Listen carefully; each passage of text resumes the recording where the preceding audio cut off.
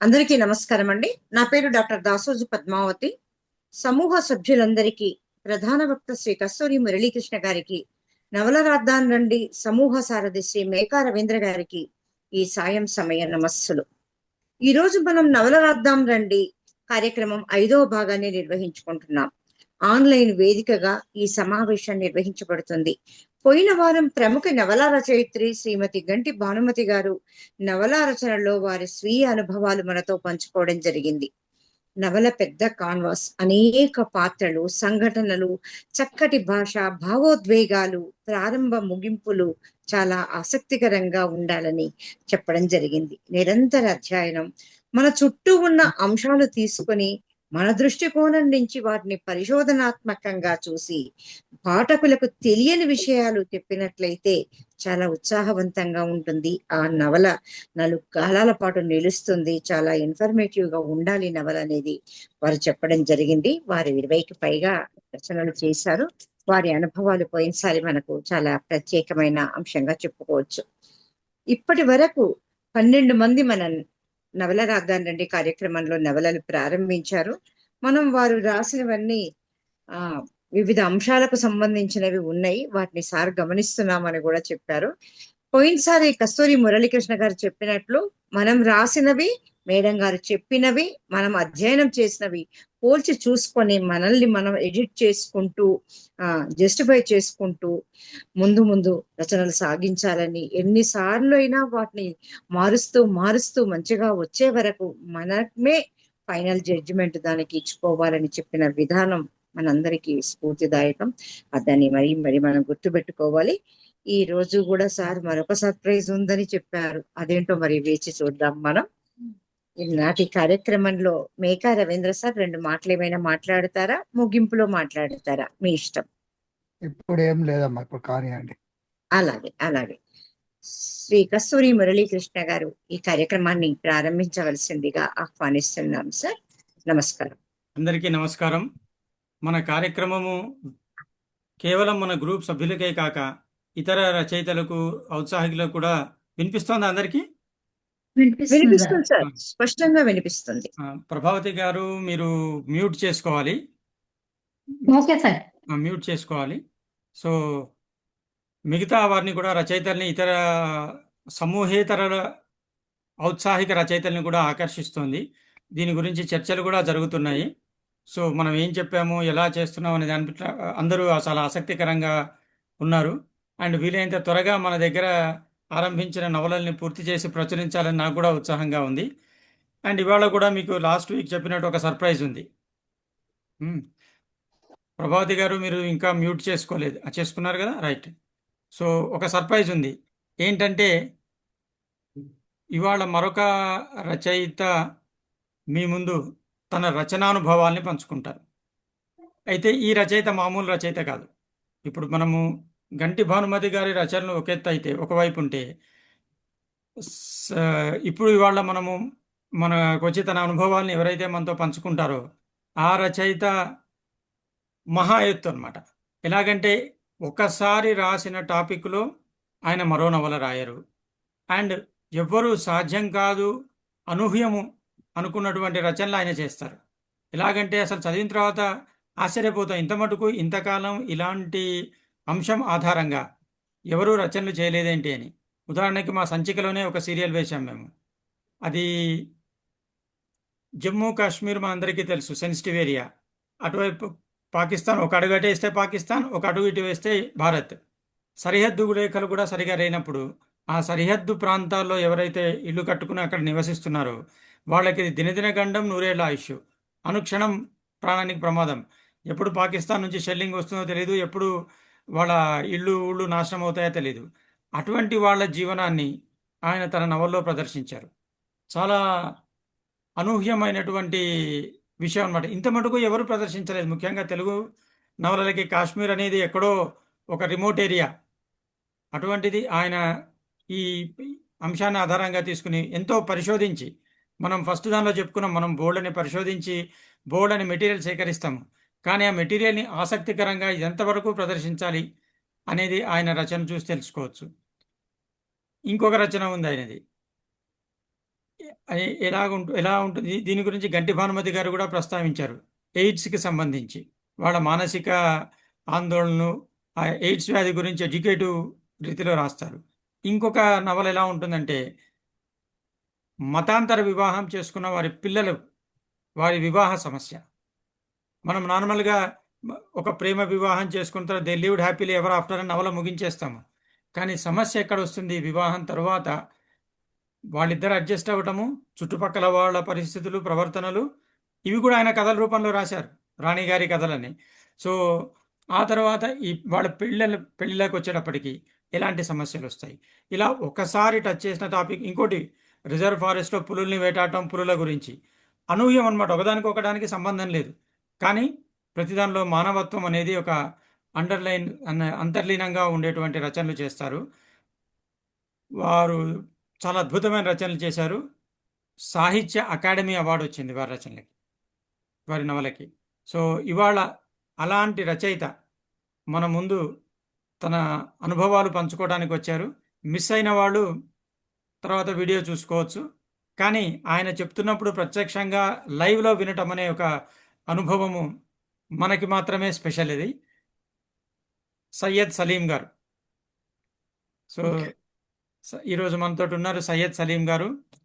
జీవన్మృతులు, నిశ్శబ్ద సంగీతము, ఇందాక చెప్పాను రెండు ఆకాశాల మధ్య. టైటిల్ చూడండి, రెండు ఆకాశాల మధ్య. ఆకాశంలో ఎటువంటి ఎల్లలు ఎవరు నిర్మించలేరు, సముద్రంలోనూ ఆకాశంలోనూ సరిహద్దులు గీయలేరు, గోడలు కట్టలేరు. కానీ మనిషి ఎంతటి మూర్ఖుడంటే ఆకాశంలో కూడా హద్దులు గీస్తున్నాడు. ఈ ఆకాశం భారత్, ఆ ఆకాశం పాకిస్తాన్, అటు ఆకాశం ఆఫ్ఘనిస్తాన్. సో రెండు ఆకాశాల మధ్య, పాకిస్తాన్ భారత్ బార్డర్ మధ్య, ఎల్లలు లేని ఆకాశం కింద సరిహద్దులు గీసుకుని విద్వేషాలు పెంచుకుంటున్న మనుషుల మధ్య వాళ్ళ జీవితం ఎలా ఉంటుంది. ఇది నవల. ఇంకా కథలు బోలెడు రాశారు ఆయన. సైన్స్ ఫిక్షన్ తెలుగులో రాస్తున్నటువంటి అరుదైన రచయితలు ఆయన ఒకరు. చిత్తూరు మధు గారు, సలీము, మేము ముగ్గురం యాక్టివ్గా సైన్స్ ఫిక్షన్ రచనలు ఇప్పుడు తెలుగు సాహిత్యంలో చేస్తున్నాము. సో ఇంత వైవిధ్యమైనటువంటి రచనలు చేస్తున్నటువంటి సయ్యద్ సలీం గారు, అండ్ ఆయన ఇన్కమ్ ట్యాక్స్ కమిషనర్గా అత్యున్నత స్థాయిలో ఉద్యోగం చేసి పదవి విరమణ చేశారు. సో ఎక్కడా దేనికి లోటు చేయలేదు ఆయన. అన్నీ అత్యుత్తమ స్థాయిలో, రచన కానీ, ఉద్యోగ జీవితం కానీ, కుటుంబ జీవితం కానీ అత్యున్నతము అనే స్థాయిలో ఆయన గడుపుతున్నారు. ఆయన తన అనుభవాలు, రచనలు ఎలా చేస్తారు, టాపిక్ ఎలా ఎంచుకుంటారు, దానికి పరిశోధన ఎలా చేస్తారు, తర్వాత క్యారెక్టర్స్ ఎలా క్రియేట్ చేసుకుంటారు, సన్నివేశాలు ఎలా సృష్టిస్తారు, ఇవన్నీ మనతో చర్చించుకుంటారు. చాలా విలువైనటువంటి ఉపన్యాసం ఇది. జాగ్రత్తగా వినండి, అర్థం చేసుకోండి. దీని గురించి మనం మళ్ళీ తర్వాత చర్చిద్దాం. సయ్యద్ సలీం గారు, నమస్కారం. And thank you very much for accepting our invitation and participating in the program. మీరే మాట్లాడాలి ఇప్పుడు, ఇంకా మేమంతా శ్రోతలం. అందరికీ నమస్కారం. నా గురించి మంచి మాటలు చెప్పిన కస్తూరి మురళీకృష్ణ గారికి ధన్యవాదాలు. నేను మంచి మాటలు చెప్పలేదండి, ఎవరి గురించి మంచి మాటలు చెప్పాను, ఉన్న మాట చెప్పాను. ఓకే ఓకే నవల రాయాలి అంటే మొదట ఉండాల్సిన సాహిత్యం మీద అనురక్తి, తర్వాత నవల మీద ఆసక్తి, దాంతోపాటు ముఖ్యంగా ఉండాల్సింది అంటే ఓపిక. ఎందుకంటే నవల రాయాలన్నా ఓపిక ఉండాలి, నవల చదవాలన్నా ఓపిక ఉండాలి. మన నవలలు 200-250 పేజీలు, యాక్చువల్గా 300 పేజీలు కూడా మించవు. కానీ ఇంగ్లీష్ నవలలు 400, 500, 600 పేజీలు కూడా ఉంటాయి. అంటే నవల చదవటానికి చాలా ఓపికగా, శ్రద్ధగా చదివితేనే నవల ఎలా రాయాలి అనే దానికి మనకు పట్టుబడుతుంది. అంటే నవల చదివేటప్పుడు ఉబుసుపోక కోసమో లేకపోతే టైంపాస్ కోసమో అలా కాకుండా దాన్ని చాలా జాగ్రత్తగా, అంటే నవల ఎలా స్టార్ట్ చేశాడు, ఏ సంఘటనల ద్వారా తను చెప్పదలుచుకున్న విషయాన్ని చెప్పాడు, పాత్రలు ఏమిటి, ఆ పాత్రల చిత్రణ ఎలా జరిగింది, ఇవన్నీ ఆకళింపు చేసుకుంటూ చదువుతూ ఉంటే, అలా చాలా విస్తృతంగా చదివితే నవల ఎలా రాయాలి అనేది కొంతైనా పట్టుబడుతుంది. నేను నా రెండో నవల వెండిమేఘం రాసేటప్పుడు నాకు అప్పటి వరకు కథలు రాయటం తప్ప నవల అనుభవం లేదు. ఒక మొదటి నవల రాశాను, కానీ అది అంత నేను అనుకున్నంత చక్కగా రాలేదు. జీవన్మృతులు నేను యాక్చువల్గా కార్పొరేట్ హాస్పిటల్స్లో జరిగే దుర్మార్గాలు రాయాలనుకున్నాను, కానీ అది తీరా ఒక నర్స్కి ఒక ఐడియల్ డాక్టర్కి మధ్య ప్రేమ అలా కొద్దిగా సగం అటు వెళ్ళిపోయింది, సగం ఇటు వచ్చిన సగం అటు వెళ్ళిపోయింది. సో నాకు తృప్తి లేని నవల అది. వెండి మేఘం నవల రాసే ముందు నేనేం చేశానంటే మట్టి మనిషి అనే నవలని ఇంతకుముందు ఎప్పుడో చదివిందే, దాన్ని మరోసారి చదువుకుని దాన్ని అధ్యాయాలుగా ఏ అధ్యాయాలు ఎలా రాసింది అనేది రాసుకున్నాను నేను. మొదటి అధ్యాయంలో ఏం రాసింది, రెండో అధ్యాయంలో ఏం రాసింది, ఎన్ని చాప్టర్స్ ఉన్నాయి, టోటల్ చాప్టర్స్, ఈ చాప్టర్స్లో ఎటు నుంచి ఎటు అది అంటే ఒక వేగంలో నవల వెళ్తూ ఉంటుంది, ఒక పద్ధతి ప్రకారం నవల వెళ్తూ ఉంటుంది. తను చెప్పదలుచుకున్న విషయాన్ని ఎలా చెప్తుంది అనేది ఆకలింపు చేసుకొని నేను వెండిమేఘం నవలని అలానే డివైడ్ చేసుకున్నా. మొదటి చాప్టర్లో ఏం రాయాలి, రెండో చాప్టర్లో ఏం రాయాలి, ఇలా డివైడ్ చేసుకున్నాక ఆ నవల రాయటం స్టార్ట్ చేశాను, ఆ నవల ముగించాను. సో నవల రాయటానికి ఆసక్తి ఉన్న వ్యక్తులు కూడా బాగా చదవాలి, చాలా విస్తృతంగా చదవాలి. నేను మొదటి కథ 1980లో రాస్తే మొదటి నవల 2001లో రాశాను. అంటే 21 ఏళ్ల గ్యాప్ తర్వాత నవల రాయటం ప్రారంభించాను. అంటే 21 ఏళ్లలో నేను చాలా నవలలు చదివాను. అసలు ఎటువంటి నవలలు చదవాలి అనేది ఒక ప్రశ్న. అన్ని నవలలు చదవాలి. ఈ పర్టికులర్ జానర్లో నవలలు చదవటం అనేది కరెక్ట్ కాదు. అన్నీ డిటెక్టివ్ సాహిత్యం, రొమాంటిక్ సాహిత్యము, suspense thrillers, crime thrillers and అంటే సమాజానికి పనికొచ్చే సామాజిక స్పృహ ఉన్న నవలలు,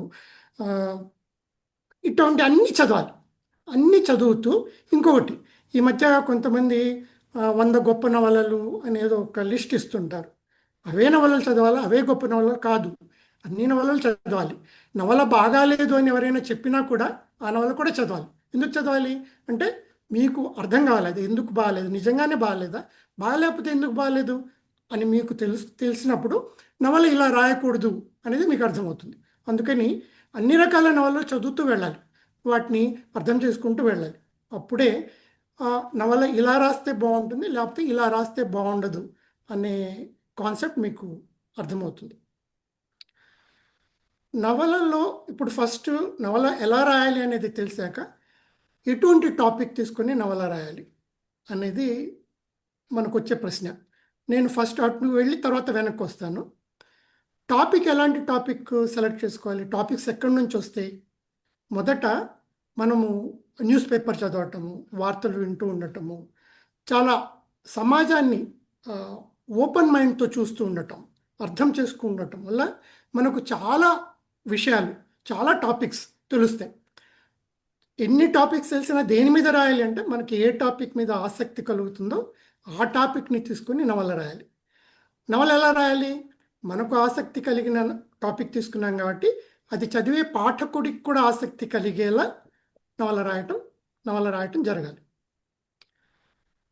ఈ టాపిక్స్ తీసుకునేటప్పుడు 2 రకాల టాపిక్స్ ఉంటాయి. మనకు తెలిసిన టాపిక్, మనకు తెలియని టాపిక్.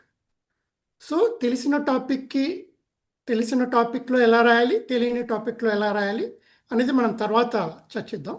మొదట అసలు టాపిక్ నేను ఎలా ఎన్నుకుంటాను టాపిక్ అది చెప్తాను. అంటే నాకు దీనిపైన రాస్తే బాగుంటుందనో, లేకపోతే ఈ టాపిక్ నా మైండ్కి తట్టటమో, లేకపోతే ఎవరైనా చెప్పటమో ఎలా జరిగితే దాన్ని బట్టి ఆ టాపిక్ పైన నేను రాస్తానని చెప్తాను. మొదటి నవల జీవన్మృతులు ఎందుకు రాశానంటే, జీవన్మృతులు అనేది ఈ కార్పొరేట్ హాస్పిటల్ గురించి రాసిన నవల. దాని వెనక ఒక చిన్న ద వీక్ అనే ఒక మ్యాగజైన్ వచ్చేది ఇంగ్లీష్లో, అందులో ఒక చిన్న సంఘటన చదివాను నేను.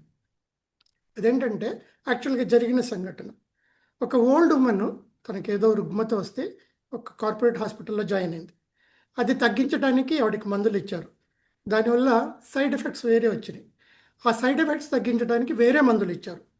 ఆ మందుల వల్ల మళ్ళీ వేరే ప్రాబ్లమ్స్ వచ్చినాయి. ఇట్లా ప్రాబ్లమ్స్తో పాటు ఆవిడకి మందులు ఇస్తూనే ఉన్నారు. ఒక 20 రోజుల నుంచి ఆవిడ హాస్పిటల్లోనే ఉంది.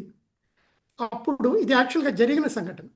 ఒక కొత్త డాక్టరు అపాయింట్ అయి వచ్చాడు, చాలా ఐడియల్ డాక్టర్, అంటే ఆదర్శ భావాలు కల డాక్టర్. తను రాగానే ఈవిడ గురించి పరిశీలించాడు. ఎందుకు ఇన్ని మందులు ఇస్తున్నారు ఈవిడికి, 60 ఏళ్ల వయసున్న ఈవిడికి ఇన్ని మందులు అవసరమా అని చెప్పి అన్ని మందులు తీసేశాడు, ఒక్కొక్క మందు తీసేశాడు. ఆ మందులన్నీ తీసేశాక, ఆవిడకి మందులు ఇవ్వటం మానేశాక 2-3 రోజులు ఆవిడ బాగైపోయి డిశ్చార్జ్ అయి వెళ్ళిపోయింది.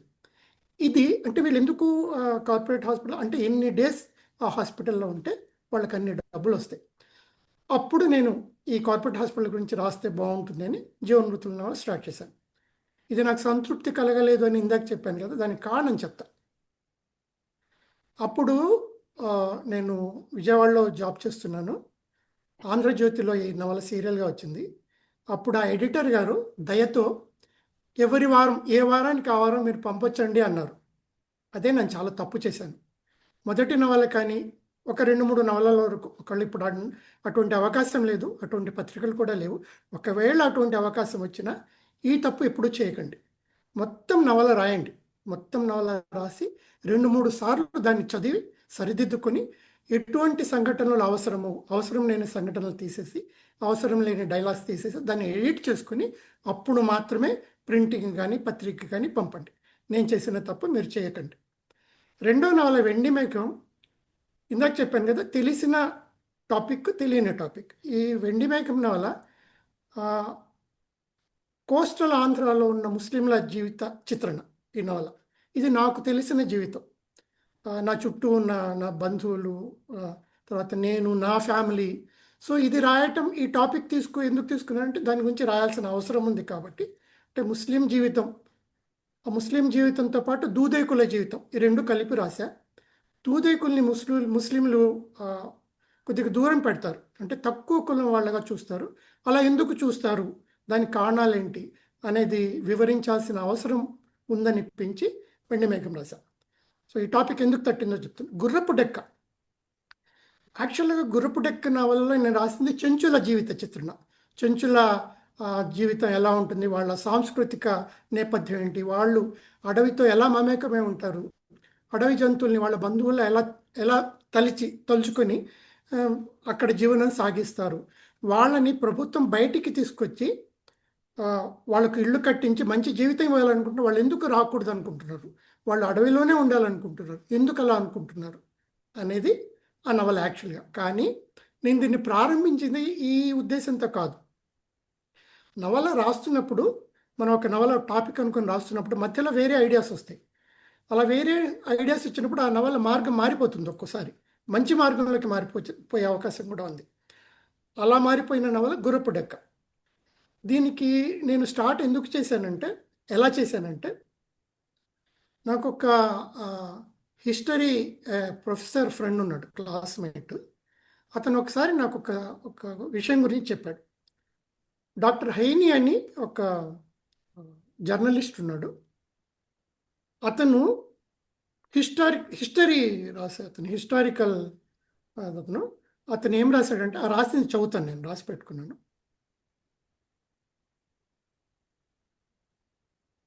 డాక్టర్ హైని అతని పేరు. డాక్టర్ హైని ఏం రాశాడంటే, మహబూబ్ నగర్ జిల్లాలోని అమరాబాద్ మండలంలో ఉన్న మన్ననూరు గ్రామానికి 12 కిలోమీటర్ల దూరంలో మన్నుగొండ అనే రాజ్యం ఉండేది. దాన్ని పద్మనాయకుల వంశస్థుడైన అనపోతానుడు పరిపాలించిన కాలంలో దుర్భేద్యమైన కోట కూడా కట్టించాడు. అలానే కొండ మీద లక్ష్మీ నరసింహస్వామి ఆలయాన్ని కట్టించాడు. ఆ తర్వాత ఇది కాలక్రమంలో అవన్నీ నాశనం అయిపోయి అదంతా ఆ కోటగోడంతా పగిలిపోయి ఆ నరసింహస్వామి ఆలయం కూడా శిథిలమైపోయి అదంతా అడవిలా మారిపోయింది ఆ ఊరంతా అనేది ఈ డాక్టర్ హైని అని రాసిన దాంట్లో ఉంది. ఇది నాకు చాలా ఇంట్రెస్టింగ్ అనిపించి ఓకే, కొండ మీద ఉన్న లక్ష్మీ నరసింహస్వామి ఆలయం శిథిలమైపోయింది. దాన్ని అసలు నిజంగా అటువంటి ఆలయం ఉందా లేదా, ఈ డాక్టర్ హైని రాసింది కరెక్టా కాదా, నిజంగానే రాశాడా లేకపోతే ఊహించి రాశాడా అనేది కనుక్కోవటానికి ఎవరైనా వెళ్తే ఎంత బాగుంటుంది అన్న ఆలోచన వచ్చి నేను నవల స్టార్ట్ చేశాను. ఈ నవల స్టార్ట్ చేసినప్పుడు ఒక హిస్టరీ ప్రొఫెసరు, ఒక బ్యాంక్ మేనేజర్, అతనికి ఈ అటువంటి వాటిపైన చాలా ఆసక్తి ఉంటుంది, ఆర్కియాలజీ పైన చాలా ఆసక్తి ఉంటుంది. సో వాళ్ళిద్దరూ అడవిలోకి వెళ్తారు. మన చెంచులు ఉండే అడవి అది. అడవిలోకి వెళ్తారు, దీన్ని వెతుక్కుంటూ వెళ్తారు.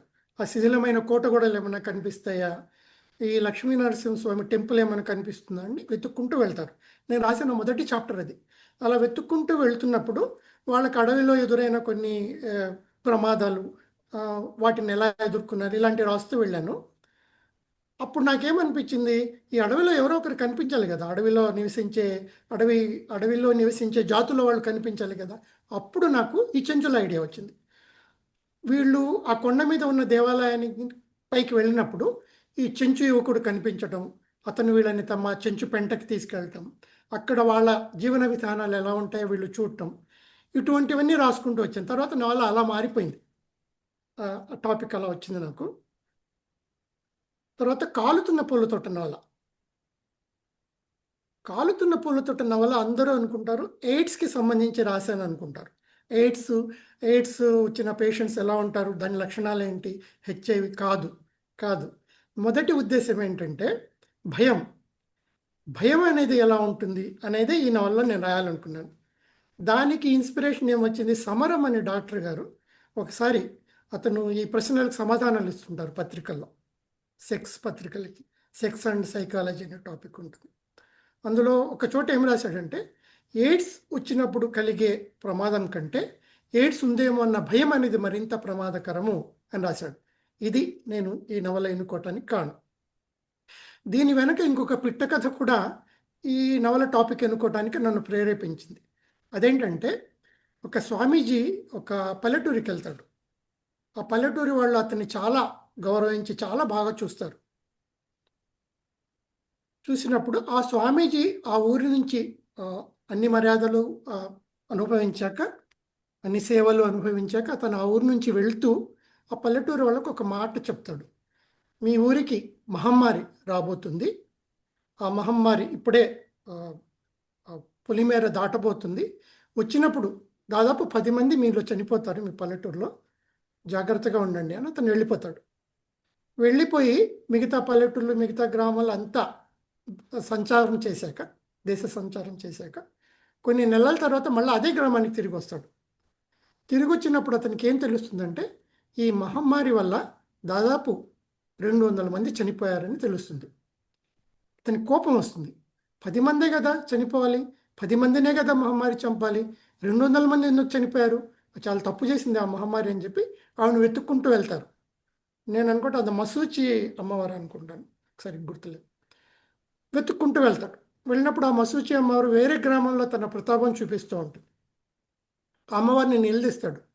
నువ్వు 10 మందినే కదా చంపాలి, ఇంతమందిని ఎందుకు చంపావంటే ఆ మసూచి అమ్మవారు ఉంటుంది, నా వల్ల 10 మందే చచ్చారు, మిగతా వాళ్ళు భయంతో చనిపోయారు అని. ఈ టాపిక్తో నేను కాలుతున్న పూలతోట రాశాను.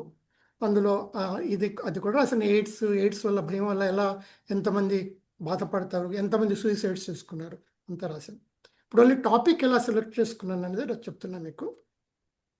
అరణ్యపర్వం నవల పార్థి అనే తెగని బేసిస్గా తీసుకుని, వాళ్ళ థీమ్ తీసుకుని రాసిన నవల. పార్థి తెగ ఎక్కువగా మహారాష్ట్రలో ఉంటుంది. నేను నాగ్పూర్లో ఉద్యోగం చేసేటప్పుడు రోజు న్యూస్ పేపర్లో ఈ అడవి జంతువుల్ని పోచర్స్ అనేవాళ్ళు చంపారనో, వాళ్ళని పట్టుకున్నారనో, వాళ్ళకి శిక్ష వేశారనో, ఇలా ఏదో ఒక న్యూస్ వస్తూ ఉండేది. నాగ్పూర్కి దగ్గరలో చాలా అడవులు ఉంటాయి. సో వాటికి సంబంధించిన ఏదో ఒక న్యూస్ రోజు వచ్చేది. నేను మొట్టమొదటిసారి పోచర్ అన్న పదం విన్నది అక్కడే. సో నాకు ఆసక్తి కలిగి ఈ పోచరు ఏంటి ఇవన్నీ కనుక్కున్నా. అక్కడ పార్థి అని ఒక తెగ ఉంటుంది. ఎక్కువ మంది పోచర్స్ ఈ తెగ నుంచే వస్తారు. పార్థి తెగ యొక్క జీవనాధారం ఏంటంటే, అడవి జంతువుల్ని వేటాడి వాటి ఎముకలు, గోళ్ళు, చర్మము ఇవి అమ్ముకొని బతుకుతారు. ఇదొక్కటే వాళ్ళ జీవనాధారం. లేకపోతే దొంగతనాలు చేస్తారు. రెండే. అక్కడ డబ్బు దొరకకపోతే దొంగతనాలు చేస్తారు. ఓకే. సో అప్పుడు నేనేం చేశాను, అసలు పార్థి తెగ ఏంటి, వాళ్ళ ఎలాంటి జీవనం వాళ్ళది, వాళ్ళ పద్ధతులు ఏంటి, వాళ్ళ ఆచార వ్యవహారాలు ఏంటి అనేది మొత్తం కనుక్కొని నెట్ కూడా నాకు ఉపయోగపడింది. నెట్లో ఈ పార్థి తెగల మీద కొన్ని కేసెస్ ఉన్నాయి, కోర్టులో కేసెస్ పెండింగ్ ఉన్నాయి, అవి కూడా చూసుకున్నాయి. ఎందుకు వాళ్ళపైన ఇన్ని కేసెస్ వచ్చినాయి అంటే, ఎవరైనా ఏదైనా నేరం చేస్తే అక్కడి పోలీసులు సరైన వాడు దొరకలేదనుకోండి, దొంగ, వీళ్ళు వెళ్ళి పార్థివాడిని ఒకరిని పట్టుకొచ్చి జైల్లో వేసేస్తారు. వాడి చేత నేరాన్ని ఒప్పించి ఒప్పించటం ఒప్పిస్తారు వాడి వల్ల. సో ఇటువంటి వల్ల చాలా కేసులు హైకోర్టులో పెండింగ్ ఉండటం జరిగింది. ఈ ఇన్ఫర్మేషన్ కూడా గ్యాదర్ చేసుకొని నేను ఆ నవల రాశాను.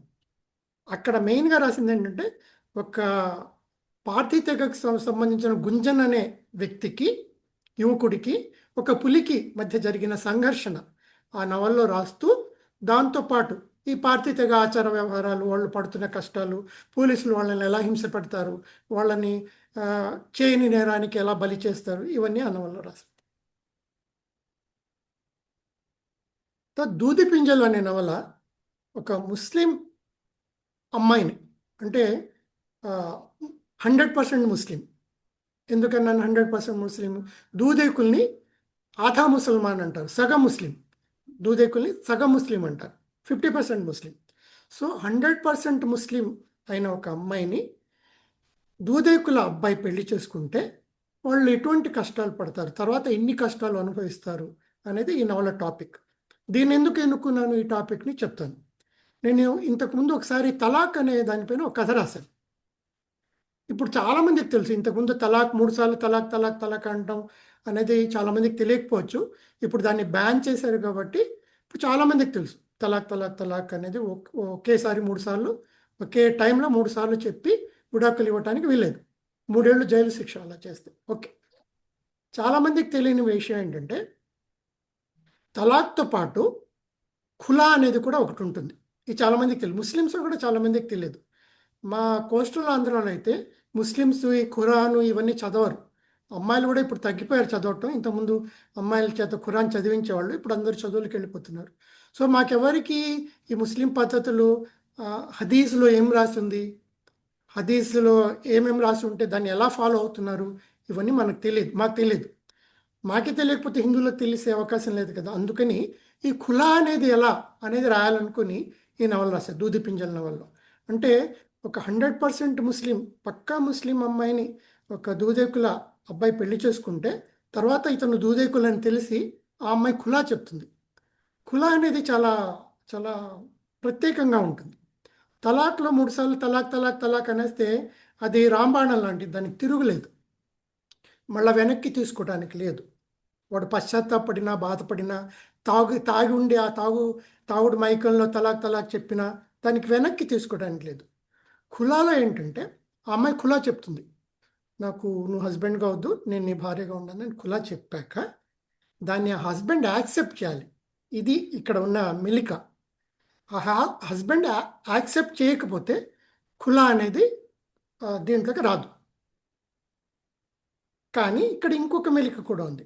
ఒకవేళ హస్బెండ్ ఖులా యాక్సెప్ట్ చేయలేదు, అప్పుడు ఈ అమ్మాయి ఏం చేయాలి? అప్పుడు వీళ్ళు మౌల్వీ దగ్గరికి వెళ్తారు. మౌల్వీ అనే అతను ఏం చేస్తాడు, వీళ్ళకి కొంత టైం ఇస్తాడు, ఒక 15 రోజుల్లో, నెల రోజుల్లో టైం ఇస్తాడు.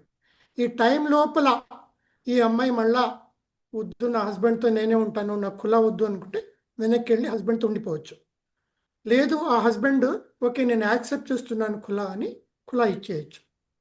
ఈ రెండు జరగలేదనుకోండి, అప్పుడు మౌల్వీకి పవర్స్ ఉంటాయి, ఖులా ఇచ్చే పవర్స్.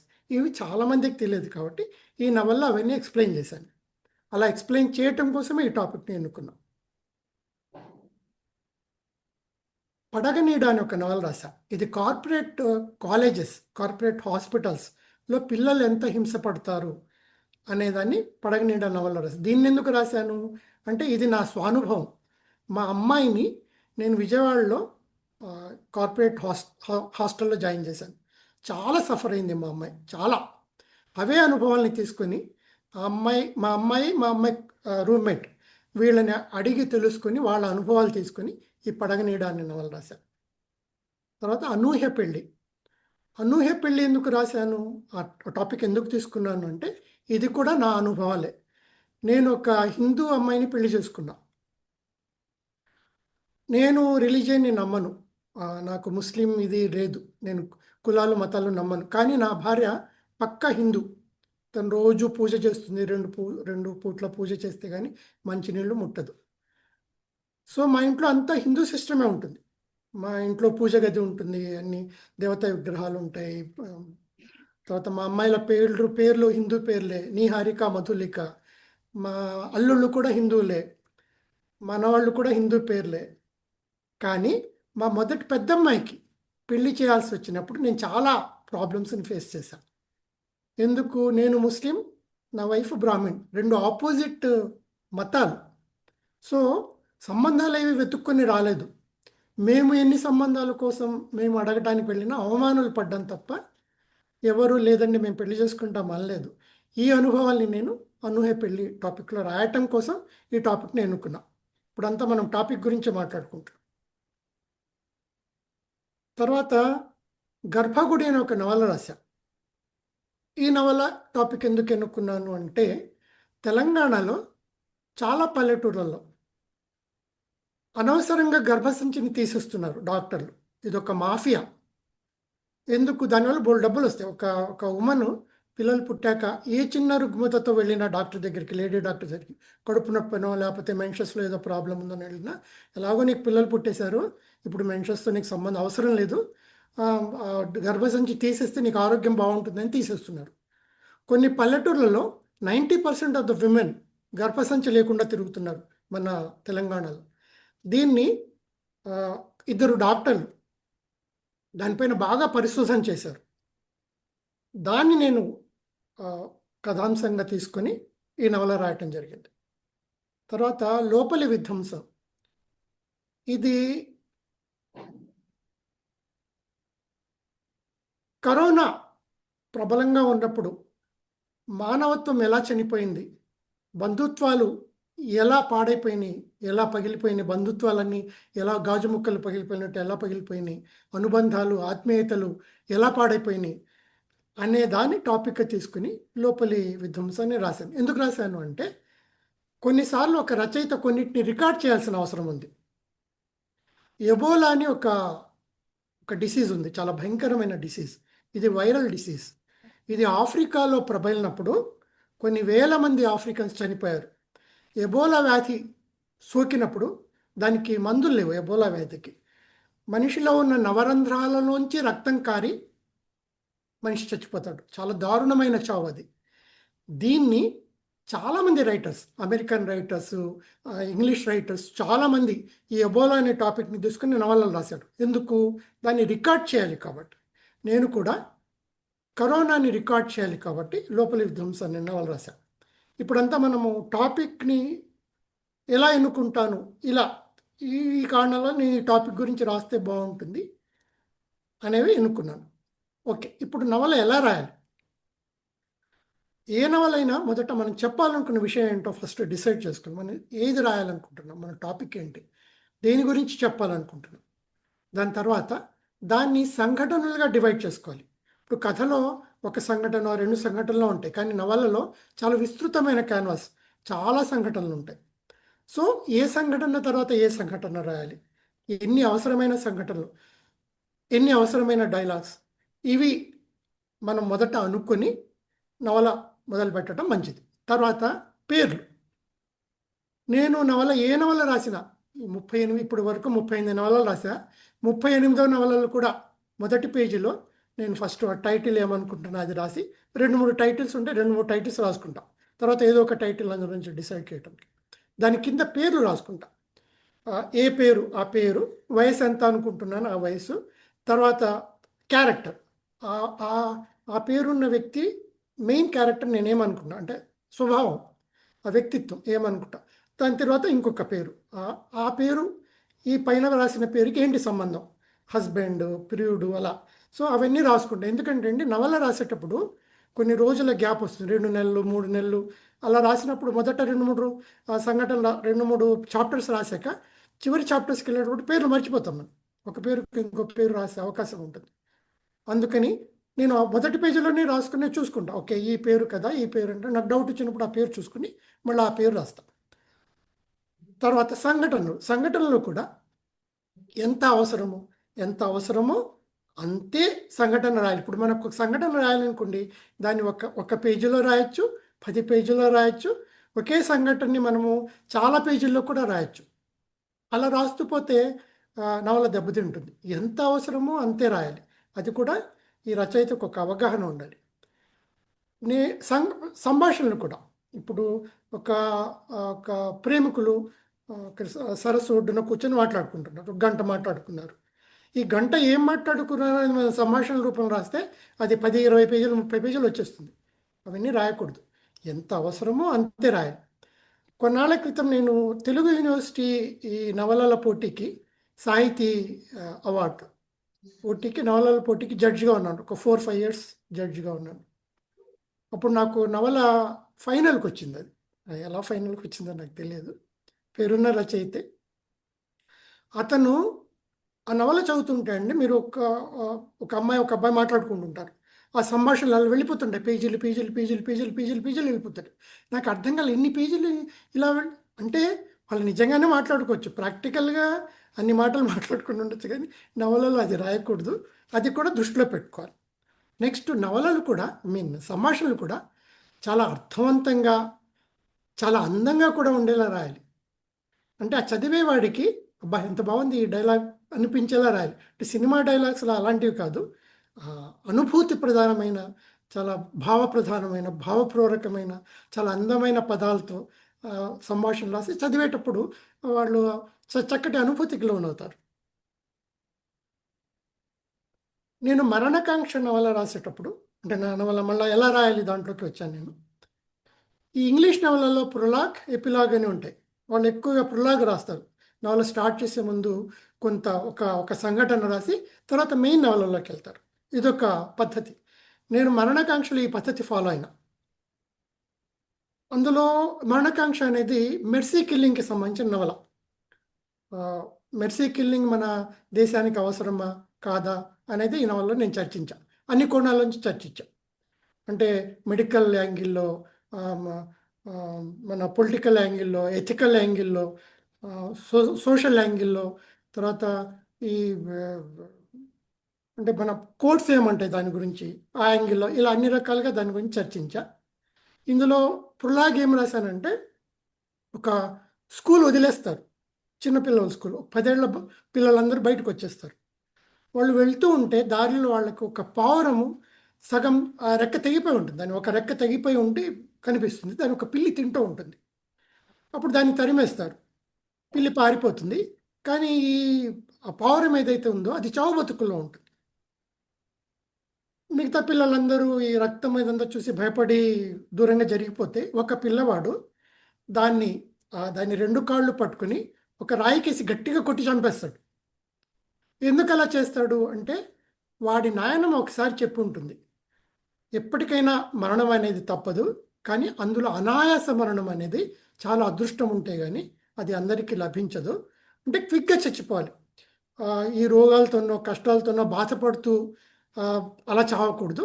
క్విక్గా, అసలు మనకు తెలియని కూడా తెలియకూడదు చచ్చిపోతున్నట్టు, అలా సడన్గా చచ్చిపోవాలి. అదే అదృష్టం అని చెప్పి ఉంటుంది. అది ఈ బాబు మనసులో ఉండి దానికి అనాయాస మరణం ఇప్పించాలని చెప్పి అది బాధపడుతుంది. చాలా యాతనలో ఉంది, ఆ యాతన ఉండకూడదు అని చెప్పి దాన్ని రాయికేసి బాధ చంపేస్తాడు. తర్వాత వాళ్ళ నాన్న వాడిని కొట్టడము, ప్రిన్సిపాల్ ఏమో వాడిని దండించడం అని జరుగుతాయి. తర్వాత ఈ నవల్లో దీన్ని ఎలా వాడుకున్నాను, వీడు తర్వాత డాక్టర్ అవుతాడు. అసలు మెయిన్ కథలో ఇతను లేడు, మెయిన్ కథ వేరే. ఒక ప్రసాద్ అనే అబ్బాయి ఉంటాడు, అతనికి అంటే నయం కాని ఒక డిసీజ్ ఉంటుంది. అది పెరిగే డిసీజ్ తప్ప అది దానికి మందులు ఉండవు. కొన్ని డేస్కి అతను చచ్చిపోతాడు.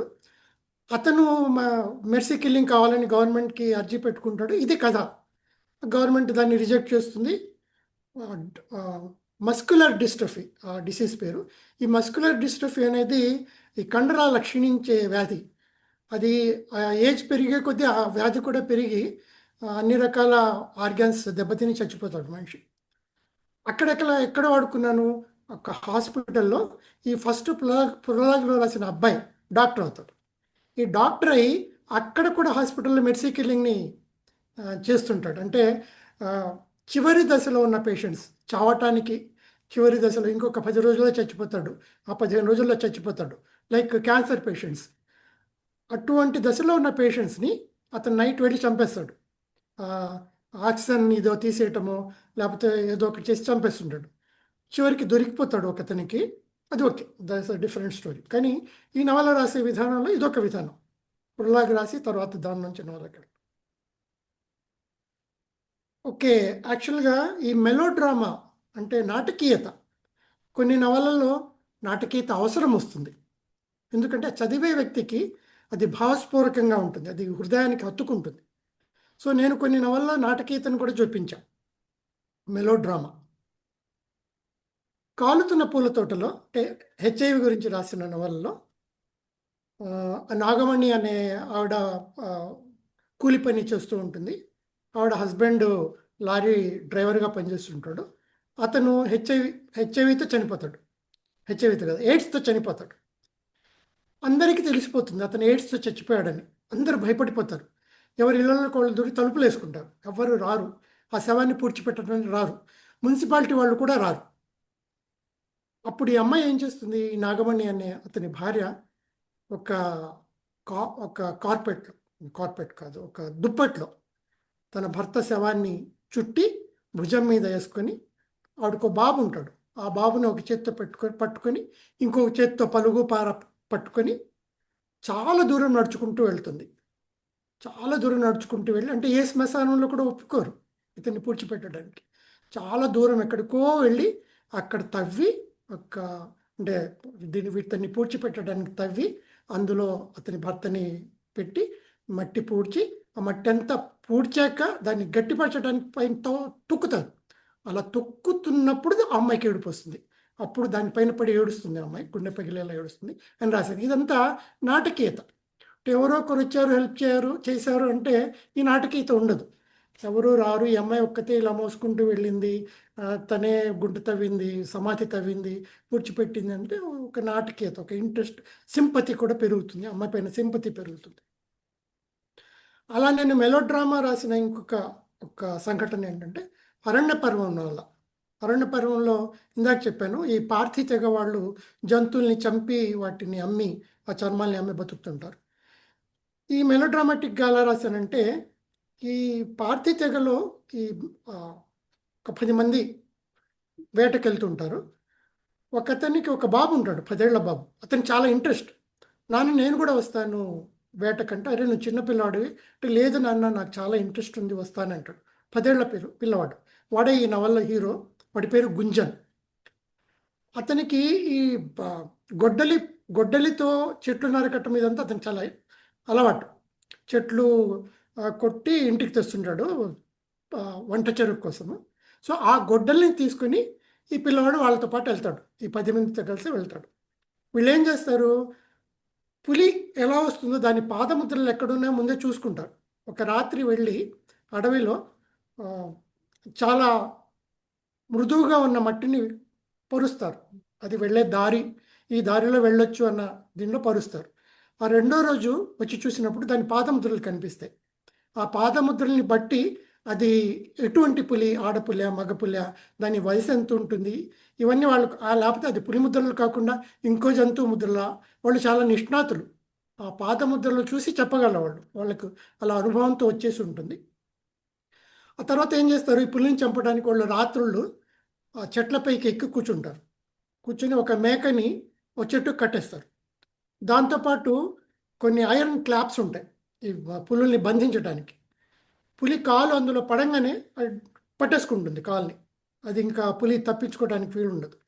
దాన్ని చెట్టుకి కట్టేసి ఉంటారు. దాని దీంట్లోకి కాలు ఇలా పడింది అనుకోండి, అది రౌండ్గా ఉంటుంది, అలా 2-3 ఉంటాయి రౌండ్గా. అందులో పొరపాటున కాలు పడితే అది బిగుసుకొని పోతుంది, అది ఇంకా బయటికి రాలేదు. ఓకే, ఇది ఎలా చంపుతారు అనేది. సో ఆ రోజు కూడా ఈ గుంజన్ అనే 10 ఏళ్ల పిల్లవాడిని తీసుకుని వాళ్ళు చెట్లపైకి ఎక్కి కూర్చుంటారు. మేకని కింద కట్టేస్తారు. పులి వస్తుంది, మేకని చంపబోయే లోపల మేక పక్కకు తప్పుకుంటుంది. ఇది దాంట్లో ట్రాప్లోకి పడిపోతుంది, దాని కాళ్ళు బంధించబడుతుంది. అది పెద్దగా అరుస్తూ ఉంటుంది, పెద్దగా శబ్దాలు చేస్తూ ఉంటుంది, చాలా అసహనంగా తిరుగుతూ ఉంటుంది. ఇప్పుడు వీళ్ళందరూ కిందికి దిగుతారు. వీళ్ళ చేతుల్లో పొడవాటి శూలాలు లాంటివి ఉంటాయి. దాని దగ్గరికి వెళ్తే అది అటాక్ చేస్తుంది, అందుకని దూరంగా నిలబడి దాన్ని హింస పెడుతుంటారు. వాళ్ళు ఎలా దాన్ని చంపుతారంటే, చర్మానికి తగలకుండా, మిగతా బాడీ చర్మానికి తగలకుండా నోటిలో పొడుస్తారు. దాన్ని నోటిలో బాగా పొడిచి చంపుతారు, దాన్ని హింస పెట్టి చంపుతారు. ఎందుకు అంటే, మిగతా చర్మానికి రంధ్రాలు పడితే ఆ చర్మానికి వాల్యూ ఎక్కువ ఉండదు, తగ్గిపోతుంది. ఎన్ని రంధ్రాలు ఉంటే అంత వాల్యూ తగ్గిపోతుంది. అందుకని ఆ పులి నోట్లో గుచ్చుతారు. గుచ్చి దాన్ని నోరు, మెడ వీటన్నిటిని గుచ్చి అక్కడే ఆ భాగాన్ని గుచ్చి చంపేస్తారు. చాలా టైం తీసుకొని చంపుతారు, దాన్ని చాలా హింస పెట్టి చంపుతారు. చాలా బాధేస్తుంది మనం దాని గురించి తెలిసినప్పుడు. సో వీళ్ళందరూ అలా దాన్ని చంపడానికి ప్రయత్నిస్తుంటారు. ఈ పిల్లవాడు దిగడు, పైనే ఉంటాడు, 10 ఏళ్ల పిల్లవాడు. అరే దిగురా అంటే నేను వస్తాను, నాకు ఒక ఇది ఉందని చెప్పి వాడు ఏం చేస్తాడు, ఆ కొమ్మ చివరి వరకు నడుస్తాడు. కొమ్మ చివరి వరకు నడిచి గొడ్డలను చేతిలో పట్టుకుని ఒక్కసారిగా జంప్ చేస్తాడు. జంప్ చేస్తూ ఆ గొడ్డలతో దాని తల నరికేస్తాడు. ఇది మెలోడ్రమాటిక్. ఒక్కసారిగా తల నరికేస్తే చర్మం అంతా కరెక్ట్గా ఉంది కదా, ఎక్కడ రంధ్రాలు లేవుగా, దానికి చాలా వాల్యూ వస్తుంది. సో వీళ్ళందరూ ఆశ్చర్యపోతారు. 10 ఏళ్ల పిల్లవాడు అలా పైనుంచి దూకుతూ గొడ్డలతో తల నరికేశాడంటే వాడిని ఆకాశానికి ఎత్తేస్తారు. వాడే హీరో ఆ నవల్లో, గుంజన్ అతను. సో అలా ఆ మెలోడ్రామా కూడా నవల్లో కొన్ని చోట్ల అవసరం వస్తుంది. ఇటువంటి సందర్భంలో అది రాయటం కూడా నాకు అవసరం. ఎందుకంటే పులివేట అనేది చాలా ఆసక్తి కలిగించే విషయం. పులివేటలో వీడు ఎలా చేశాడు, ఆ మెడని ఎలా నరికేశాడు అనేది అలా ఆసక్తి కలిగేలా రాయాలనుకొని అలా రాశాను నేను. తర్వాత నవల్లో ప్రారంభము, ముగింపు ఈ రెండు చాలా ఇంపార్టెంట్. కథ అనేది 3 పేజీలు ఉంటుంది ప్రింట్లో. వాడికి ఆసక్తి ఉన్నా లేకున్నా ఏమున్నా ఏదో చదివేస్తాడు. 3 పేజీలు కాబట్టి 10-15 నిమిషాలు అయిపోతుంది. నవల అలా కాదు. నవల 250-300 పేజీలు ఉంటుంది కాబట్టి మొదటి పేరాలోనే, అది మొన్న మురళీకృష్ణ గారు కూడా చెప్పారు ఒక దాంట్లో, నేను విన్నాను ఆయన చెప్పడం నవల గురించి. సో నవల స్టార్టింగ్ ఎలా ఉండాలంటే పాఠకుడిని లాక్కెళ్ళిపోవాలి లోపలికి. ఒక 2-3 పేరాలు చదివేటప్పటికే అతనికి ఆసక్తి కలగాలి. ఆసక్తి కలిగి లోపలికి వెళ్ళిపోవాలి, ఇంక చదువుకుంటూ వెళ్ళిపోవాలి. అంటే దాంతోపాటు పఠనీయత కూడా ఉండాలి. పఠనీయత అండ్ మొదటి పేర చాలా ఆసక్తి కలిగేలా రాయగల, చాలా ఇంపార్టెంట్. మొదటి పేర చాలా ఇంపార్టెంట్. ఫస్ట్ పేజ్, ప్రారంభం చాలా ఇంపార్టెంట్. పూర్వకాలంలో నవలలు ప్రారంభం ఎలా ఉంటుందంటే ఉషోదయం అవుతుంది, లేకపోతే ప్రకృతి, పక్షులు కిలకిలా రావాలు, లేకపోతే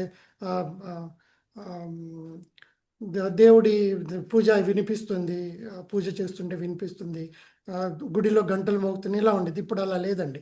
ఇప్పుడు డిఫరెంట్గా స్టార్ట్ చేస్తున్నారు. కొన్ని నవలలు ఒక డైలాగ్తో కూడా స్టార్ట్ చేస్తున్నారు. నేను ఒక నవలని మామూలుగా ఇది కథల్లో స్టార్ట్ చేసిన వాక్యం, ఇది కథల ప్రారంభ వాక్యం అలా ఉంటుంది. కానీ నేను నవలల్లో ఈ ప్రారంభ వాక్యం రాశాను.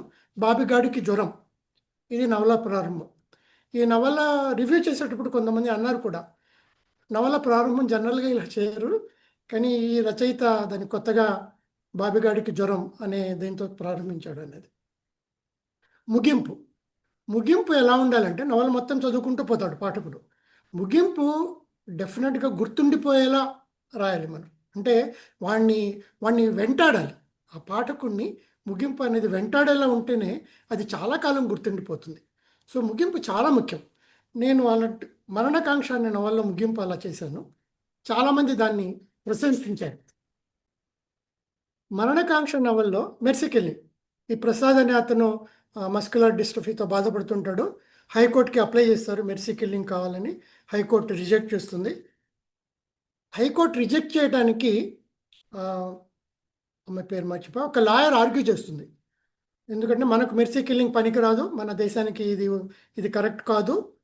అమ్మాయి పేరు అక్షర అనే లాయరు అలా వాదిస్తుంది.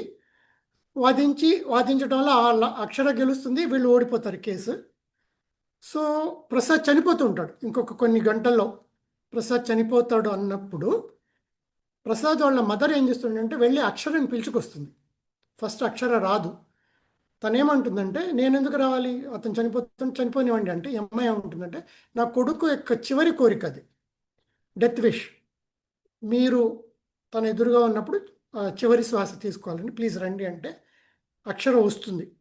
అక్కడ నేను ఎలా వర్ణించానంటే, ఇతను చనిపోతున్నప్పుడు ప్రతి క్షణం ఎలా కష్టపడుతున్నాడు, అతని అవయవాలు ఏమవుతున్నాయి, ఎలా బాధపడుతున్నాడు, అవి ఒక 4-5 పేజీల్లో నేను వర్ణించాను.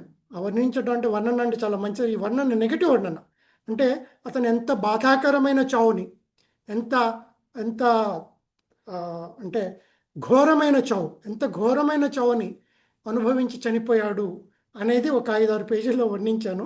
అక్షర అది చూడలేక వెళ్ళిపోతుంది. ఒక అరగంట ఉండి చూడలేక నేను ఇంకా చూడలేని వెళ్ళిపోతుంది. ఆవిడలో ఒక మార్పు వస్తుంది. అవును, మన ఇటువంటి పేషెంట్స్కి మెర్సీ కిల్లింగ్ అవసరమే అని మార్పు వచ్చేలా ఈ డెత్ని నేను వర్ణించా.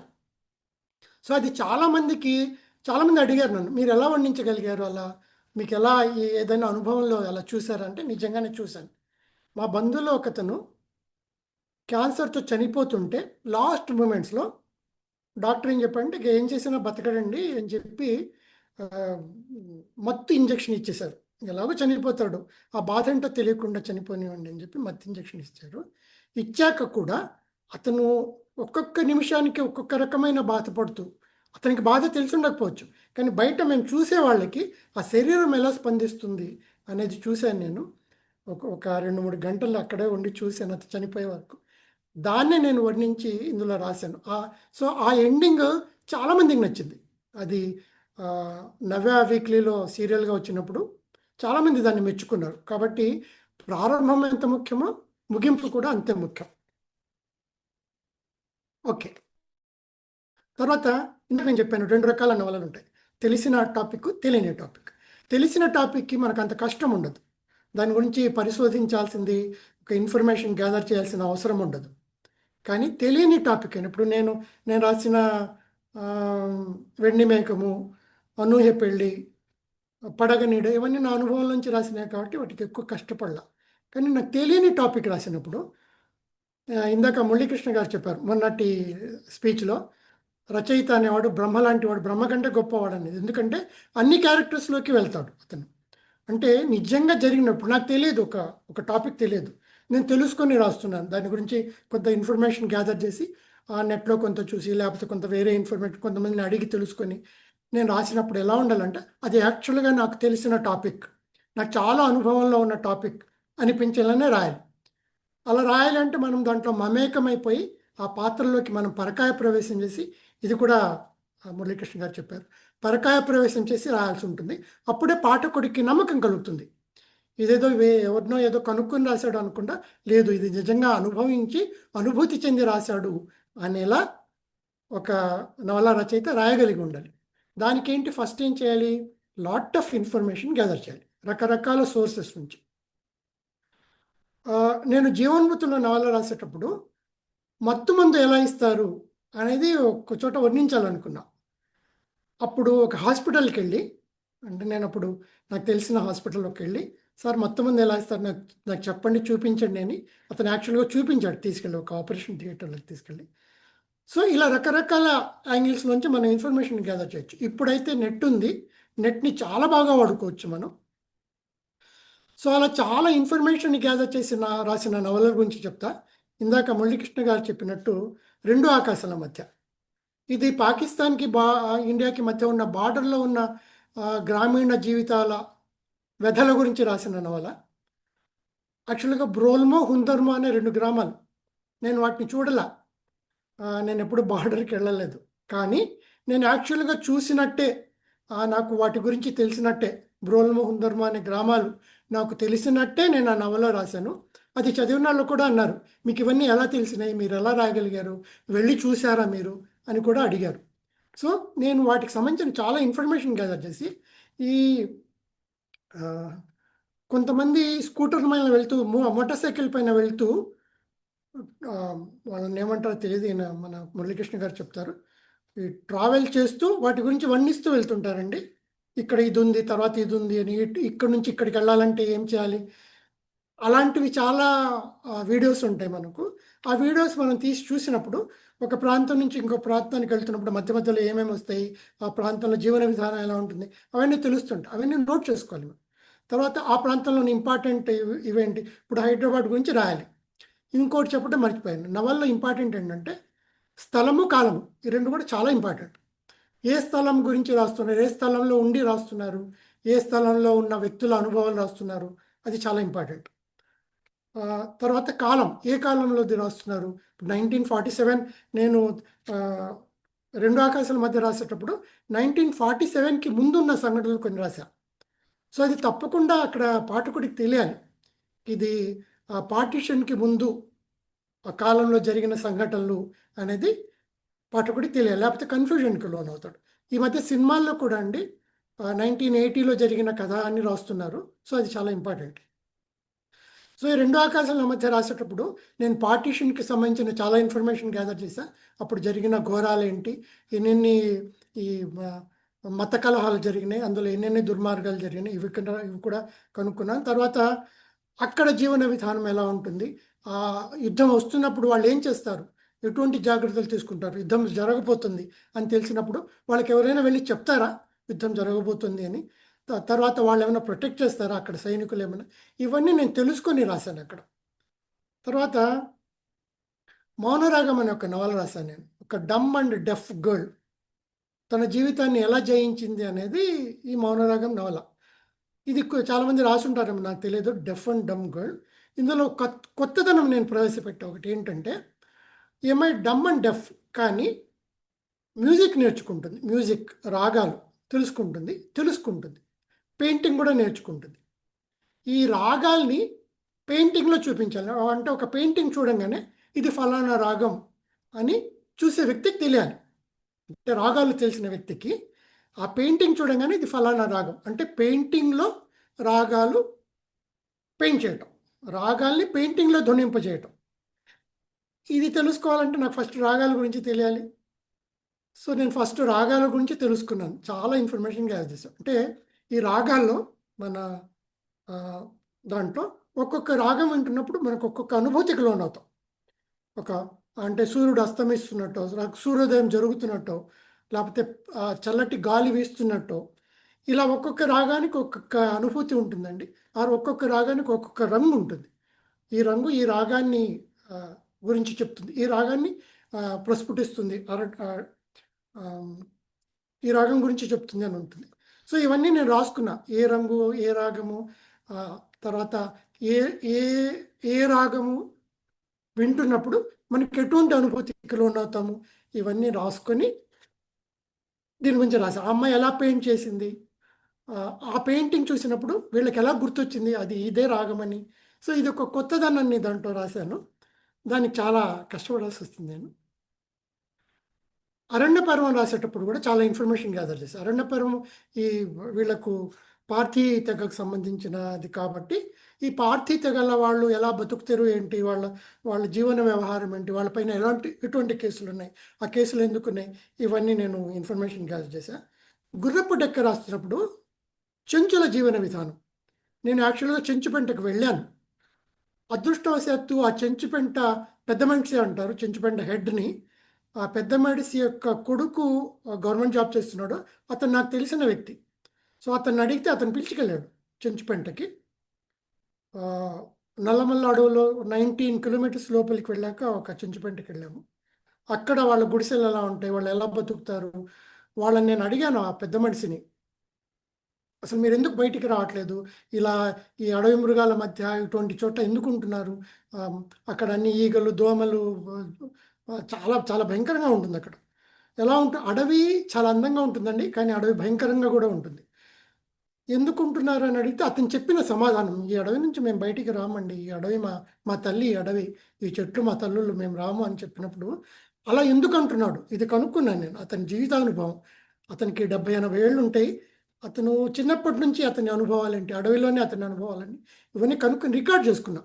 అప్పుడు రికార్డ్ చేసుకుని టేప్ రికార్డు తీసుకెళ్ళాను, రికార్డ్ చేసుకుని ఈ గుర్రపు డెక్కలో రాశాను.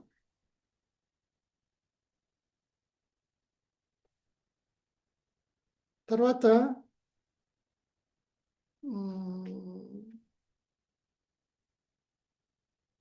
Okay right. తర్వాత నవల్లో వర్ణనలు అవసరమా, అసలు స్ట్రైట్గా నవలు చెప్పుకుంటూ పోవచ్చు కదా, వర్ణనలు అవసరమా అంటే, ఇప్పుడు రావి శాస్త్రి గారు చాలా సిమిలీస్ మెటఫర్స్, ఎక్కువ మెటఫర్స్ వాడతారు అనుకుంటే, ఎక్కువ మెటఫర్స్ వాడేస్తారు, మరి సిమిలీస్ కూడా వాడతారు. మరి బుచ్చిబాబు చాలా అందమైన వాక్యాలతో వర్ణిస్తాడు సంఘటనల్ని కానీ, మనుషుల్ని కానీ, ఆడవాళ్ళని కానీ. సో ఇటువంటివి అవసరమా అంటే, నా ఉద్దేశంలో అవసరమే. అది ఆ నవలకు రకమైన, అంటే మనం నవలు చదువుకుంటూ వెళ్తున్నప్పుడు మధ్యలో ఒక అమ్మాయిని వర్ణించాల్సి వస్తుంది అనుకోండి, చాలా అందమైన వాక్యాలతో వర్ణించినప్పుడు ఒక రకమైన ఉల్లాసానికి లోనవుతాడు పాఠకుడు, అది ఒక్కోసారి అవసరం వస్తుంది. అండ్ పాఠకుడికి కూడా ఈ ప్రకృతి వర్ణన ఏదో చేస్తున్నప్పుడు లేకపోతే ఒక సంఘటనలో వాటిని కొన్ని చోట్ల మనం వర్ణించాల్సి వస్తుంది. ఈ ఆ వ్యక్తిని ఇంగ్లీష్ నవలలో అండి వాడు చాలా చక్కగా ప్రతిదీ వర్ణిస్తాడు. ఒక వ్యక్తి ఎంటర్ కాగానే ఆ వ్యక్తి వయసు ఎంత, అతని జుట్టు ఎలా ఉంది, ఏ డ్రెస్ వేసుకున్నాడు, అతని కళ్ళు ఎలా ఉన్నాయి, చాలా చక్కగా ప్రతిదీ వర్ణిస్తాడు. అంటే మనం చూస్తున్నట్టే. మన దాంట్లో అది కొద్దిగా తక్కువ, కానీ అది అవసరం. ఓకే, ఇప్పుడు నేను చేసిన కొన్ని తప్పులు చెప్పి ఆ తప్పులు మీరు చేయకండి అని చెప్తా. సో నేను చేసిన తప్పులు చెప్తా. ఫస్ట్ జీవన్మృతుల్లో నవల రాసినప్పుడు మీరు కింద చెప్పాను, వారం వారం రాసి పంపేవాడిని. విజయవాడలో చేసినప్పుడు చాలా ఒత్తిడి కలిగిన ఉద్యోగం కాబట్టి నాకు టైం దొరికేది కాదు. అప్పుడు ఈ టైప్ రైటింగ్ ఇవి లేవు, కంప్యూటర్స్ లేవు కాబట్టి చేతితో రాసి దాన్ని పోస్ట్ చేయాలి. ఒక 4-5 రోజులు వారంలో కాగానే ఎడిటర్ గారు ఫోన్ చేసేవాళ్ళు, డ్యూ ఉందండి తొందరగా పంపండి అని. ఏదో ఒకటి రాసేసి 10 పేజీలు రాసేయాలి ఏదో ఒకటి. అప్పుడు ఇంకా తొందరలో ఏదో ఒకటి రాసేసి పోస్ట్ చేయడం జరిగింది. అది చాలా తప్పు చేశాను నేను, అది ఓకే. దాన్ని సమీక్షిస్తున్నప్పుడు కొంతమంది ఏమన్నారంటే ఇవి అందులో క్యారెక్టర్స్, పాత్రలు రచయిత చేతిలో కీలుబొమ్మల్లో ఆడినాయి, ఇవి న్యాచురల్గా బిహేవ్ చేయలేదు అని రాశారు. నిజమే, నేను ఒప్పుకున్నది. ఇది ఎందుకు చెప్తున్నానంటే పాఠకుడు చాలా తెలివిగలవాడు. మనం అనుకుంటాం పాఠకుడు అలా మనం ఏది రాస్తే చదువుతాడు, కాదు. అతనికి చాలా అనుమానాలు వస్తుంటాయి. దాన్ని చాలా బేరీజు వేసుకుంటూ మనల్ని జడ్జి చేసుకుంటూ చదువుతాడు అతను. సో మనం ఆ జాగ్రత్త పడాలి. అంటే పాఠకుడికి ఇది ఇల్లాజికల్ అనో ఇర్రెలవెంట్ అనో అనుమానం రాకుండా మనం రాయగలగాలి. ఒకవేళ ఎక్కడైనా ఇల్లాజికల్గా మనం రాసినా దాని లాజిక్ ఏంటి, అలా ఎందుకు రాసాం అనేది ఎక్కడో చెప్పగలిగి ఉండాలి. అప్పుడే పాఠకుడు కన్విన్స్ అవుతాడు. ఈ మధ్య నేను ఒక సినిమా చూశాను, దాని పేరు జానే జాన్ మూవీ. ఆ హీరోయిన్ పేరు గుర్తు, ఓకే, జానే జాన్ మూవీ. ఇందులో మెయిన్ క్యారెక్టర్స్ 3 ఉంటాయి. ఒక స్త్రీ పాత్ర ఉంటుంది, ఆవిడకి 15 ఏళ్ల కూతురు ఉంటుంది, హస్బెండ్ వదిలేసి ఉంటాడు, కరీనా కపూర్, కరీనా కపూర్ ఒక చిన్న రెస్టారెంట్ నడుపుకుంటూ ఉంటుంది. ఆ పక్క ఫ్లాట్లోనే ఒక మ్యాథమెటిక్స్ టీచర్ ఉంటాడు. అతను అన్మ్యారీడ్గా ఉంటాడు, ఒక 45-50 ఏళ్ళ వయసు ఉంటుంది. అతనికి ఈ అమ్మాయి అంటే కరీనా కపూర్ పక్క ఫ్లాట్లో ఉన్న ఆవిడంటే ఒక ఆరాధన, ఇష్టం, ప్రేమ, అన్నీ వన్ సైడెడ్, ఎక్స్ప్రెస్ చేయడు. చాలా సైలెంట్ లవర్ అతను. కొన్ని కారణాల వల్ల ఈ కరీనా కపూర్ హస్బెండ్ ఆ ఇంటికి ఆవిడని వెతుక్కుంటూ వస్తాడు. 16 ఏళ్ల తర్వాత అతన్ని చంపేస్తుంది, మర్డర్ చేస్తారు వీళ్ళిద్దరు. చేసినప్పుడు ఈ మర్డర్ ఎలా జరిగింది అనేది కనుక్కోవటం కోసం ఒక ఇన్స్పెక్టర్, పోలీస్ ఇన్స్పెక్టర్ ఆ ఊరికి వస్తాడు. ఓకే, ఇదంతా కథ మొత్తం చెప్పండి. ఈ పోలీస్ ఇన్స్పెక్టరు ఈ ఆరాధకుడు వీళ్ళిద్దరు క్లాస్మేట్స్. నేను చూడంగానే అనుకున్నా వీళ్ళిద్దరు ఎలా క్లాస్మేట్స్ అయినారు అని. ఎందుకు, ఈ ఆరాధకుడిగా యాక్ట్ చేస్తున్న వ్యక్తికి bald head, almost bald head, జుట్టు అంతా ఊడిపోయి ఉంటుంది, మొహం నిండా మచ్చలు గీతలు అన్నీ ఉంటాయి. సో చూడంగానే 45-50 ఏళ్ళు ఈజీగా ఉంటాయి అనిపిస్తుంది. కానీ ఎవరైతే ఇన్స్పెక్టర్ వచ్చాడో ఫీల్డ్లోకి, పిక్చర్లోకి, అతను చాలా యంగ్గా కనిపిస్తాడు. 30-35 ఇయర్స్, నల్లటి జుట్టు, చాలా యాక్టివ్గా, చాలా స్మార్ట్గా ఉంటాడు. సో వీళ్ళిద్దరూ క్లాస్మేట్స్ ఎలా అయినారు అనేది నాకు డౌట్ వచ్చింది. ఒక 2-3 సంఘటనలు జరుగుతున్నాయి, నేను డౌట్ పడుతూనే ఉన్నా. తర్వాత ఆ సినిమాలోనే దానికి సమాధానం చెప్పించాడు. ఎలా, ఈ ఆరాధకుడైతే ఎవరైతే ఉన్నాడో అతను ఆ ఇన్స్పెక్టర్ని అడుగుతాడు, నేనైతే ముసలాళ్ళ కనిపిస్తున్నాను, నువ్వు ఎలా మెయింటైన్ చేసావు నీ బాడీని, నువ్వు చాలా యంగ్గా ఎలా కనిపిస్తున్నావు, నువ్వు 30-35 ఇయర్లో ఎలా కనిపిస్తున్నావు, మన ఇద్దరిది సేమ్ ఏజ్ కదా అని. అప్పుడు అతను ఏదో సమాధానం చెప్తాడు, అది మనకు రిలవెంట్ కాదు. కానీ ఆ ప్రశ్న, ఆ సమాధానం అనేది ఈ చూసేవాళ్ళు, సినిమా చూసేవాళ్ళ మనసులో కలిగిన ఒక అనుమానాన్ని తీర్చడానికి దాన్ని వాడటం జరిగింది. చాలా గొప్ప విషయం. అలానే మన నవలల్లో కూడా అటువంటిది ఏమైనా ఉంటే దాన్ని ఎక్కడో ఒక చోట ఎక్స్ప్లెయిన్ చేయగలిగి ఉండాలి. తర్వాత నేను చేసిన ఇంకొక తప్పు ఏంటంటే వెండిమేఘం నవల యాక్చువల్ చాలా పేరు వచ్చింది వెండిమేఘం నవలకి. అది ఇక్కడ 4 యూనివర్సిటీస్లో పాఠ్యపుస్తకంగా కూడా ఉంది, ఎంఏలో. మైసూర్ యూనివర్సిటీలో కూడా పాఠ్యపుస్తకంగా పెట్టారు దీన్ని. కడియాల రామ్మోహన్ గారు తెలుగు సాహిత్యంలో 100 నవలలు అనే ఒక పుస్తకం వెలువరించారు. 1872 నుంచి 2010 వరకు వచ్చిన నవలల్లోంచి 100 నవలలు తీసుకున్నారు. అందులో నా వెండిమేఘం నవల కూడా ఉంది. ఆ నవల గురించి ఆయన రాస్తూ పాజిటివ్ విషయాలు, చివరిలో అందులో నెగిటివ్ విషయాలు కూడా రాశారు ఆయన. గుడ్, అలా రాయాలి కూడా. అందులో నేనేం రాశాను, డైలాగ్స్, చాలా పెద్ద పెద్ద డైలాగ్స్ రాశా.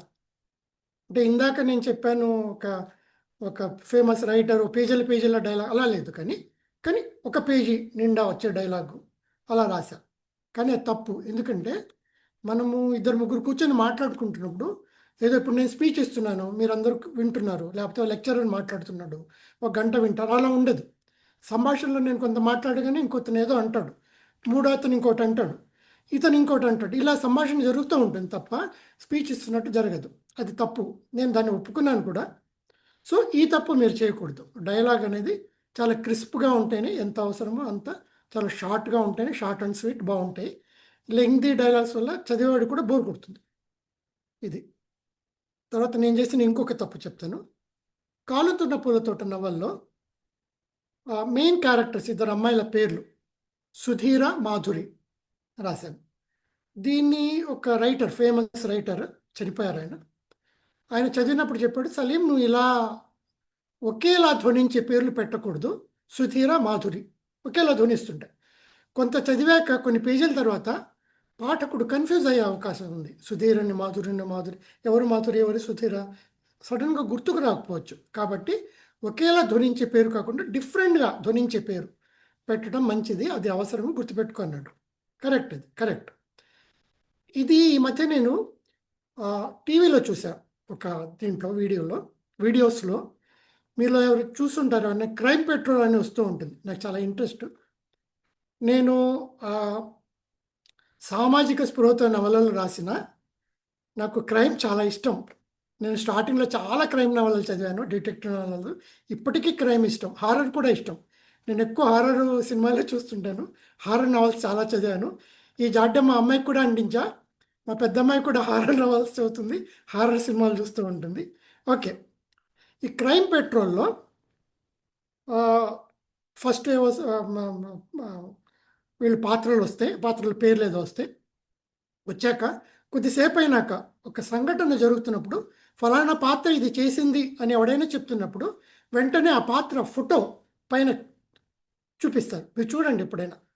అంటే ఆ పేరు చెప్పినప్పుడు మనకు గుర్తు రాకపోవచ్చేమో అని చెప్పి ఆ వ్యక్తి ఫోటో, మనకు ఆ ఫోటోని మనం ఈజీగా గుర్తుపడుతుంది. ఆ వ్యక్తి ఫోటో పైన 1 సెకండ్ డిస్ప్లే అవుతుంది, వెంటనే మనకు గుర్తొస్తుంది, ఓ ఈ వ్యక్తి కదా అని. మీరు సినిమాలు కూడా చూడండి. సినిమాల్లో సపోజ్ సావిత్రి ఉందనుకోండి, చాలా రకాల పాత్రలు వేసి ఉంటుంది. ఆ పాత్రల పేర్లు మనకు గుర్తుండదు, కానీ సావిత్రి మొహం గుర్తుంటుంది. మనం మొహాలు గుర్తుపెట్టుకుంటాం తప్ప సినిమా చూస్తున్నప్పుడు పాత్రల పేర్లు గుర్తుపెట్టుకోం. కానీ నవల్లో ఇది సాధ్యం కాదు. నవల్లో పాత్ర మొహం కనిపించదు కాబట్టి పేర్ల దగ్గర మనం జాగ్రత్తగా ఉండటం మంచిది. నేను కొన్ని చోట్ల ఏం రాస్తాను, ఇప్పుడు మాధురి XYZ వైఫ్ అనుకోండి, Madhuri comma so and so wife అని రాస్తా. కాబట్టి ఆ పాఠకుడికి వెంటనే గుర్తొస్తుండే సో అండ్ సో వైఫ్ అని. అలా చేయక్కర్లేదు, నేను కొద్దిగా ఓవర్ ప్రికాషన్ అనుకుంటాను. కానీ ఈ జాగ్రత్త తీసుకోవాల్సిన అవసరం అయితే ఉంది.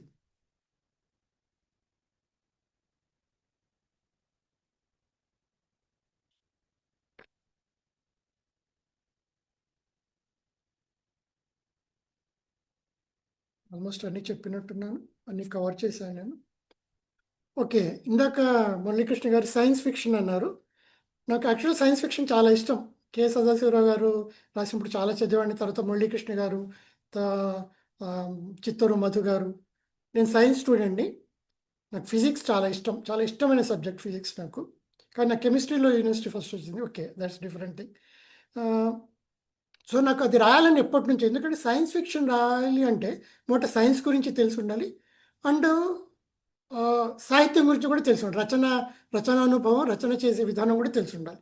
ఈ రెండు నాకు తెలుసు కాబట్టి, నాకు ఆసక్తి ఉంది కాబట్టి అలా రాయటం ప్రారంభించాను. అంటే నేను ఇంకా నేర్చుకునే స్థాయిలోనే ఉన్నాను. ఏమైనా రాసినా కూడా చిత్తూరు మధు గారిని అడుగుతాను, సార్ ఇది ఎలా ఉంది, మీ సలహా ఏంటని. అయితే మురళీకృష్ణ గారికి పంపించి, సార్ ఇందులో ఏమన్నా చేంజెస్. ఇక్కడ ఒక విషయం చెప్పాలనుకుంటున్నానండి మీ అందరికీ. నేను చాలా సీనియర్ రైటర్ని. ఓకే, 300 పైగా కథలు రాశా, 38 నవలలు రాశా, 40 నవలలు రాశా. ఓకే, ప్రింట్ అయిన 38. కానీ ఇప్పటికి కూడా నేను ఒక నవల రాశాక వెంటనే పేపర్కి పంపించడం చేయను. నా ఫ్రెండ్స్లో కొంతమంది ఉన్నారు, ఆ సీనియర్స్ కొంతమంది ఫ్రెండ్స్ కూడా. ఫస్ట్ వాళ్ళకి పంపిస్తా, వాళ్ళు చదివాక వాళ్ళ ఒపీనియన్ చెప్తారు. ఆ ఒపీనియన్లో వాళ్ళు ఏమైనా సజెషన్స్ కూడా ఇస్తారు. ఆ సజెషన్ సహేతుకమైతే నేను దాన్ని మారుస్తా. నేను గర్వపడను, అంటే నేను చాలా సీనియర్ రైటర్ని, నాకు వీళ్ళేంటి చెప్పలేదండి, నాకు అలా లేదు, ఉండకూడదు కూడా. ఉంటే చాలా అద్భుతమైన నవలు రాసే కొన్ని అవకాశాలు మనం కోల్పోయే అవకాశం ఉంది.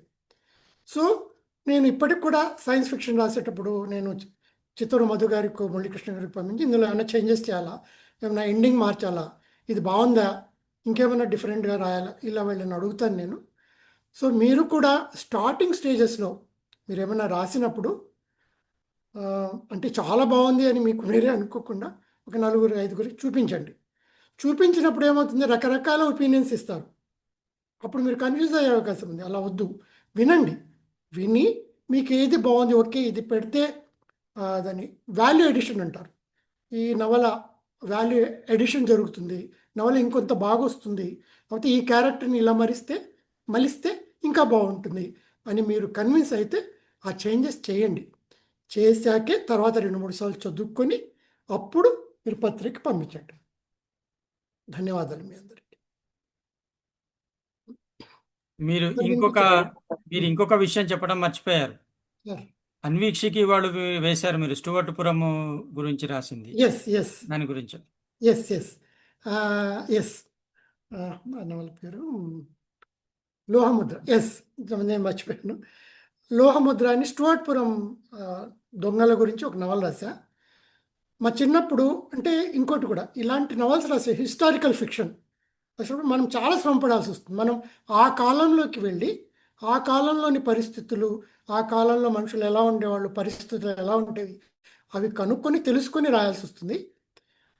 ఈ స్టూవర్ట్పురం దొంగల గురించి రాసేటప్పుడు కూడా నేను, అంటే మనకు స్వాతంత్రం రాకముందు, మనల్ని బ్రిటిషర్స్ పరిపాలించే ముందు స్టూవర్ట్ అనే ఒక బ్రిటిష్ దొర చెన్నైలో, అదే మద్రాస్ ప్రెసిడెన్సీలో అప్పుడు అతను కలెక్టర్గా ఉన్న రోజుల్లోకి వెళ్ళి అతని గురించి తెలుసుకొని, అంటే స్టూవర్ట్ దొరగారి గురించి తెలుసుకొని, అప్పుడు ఈ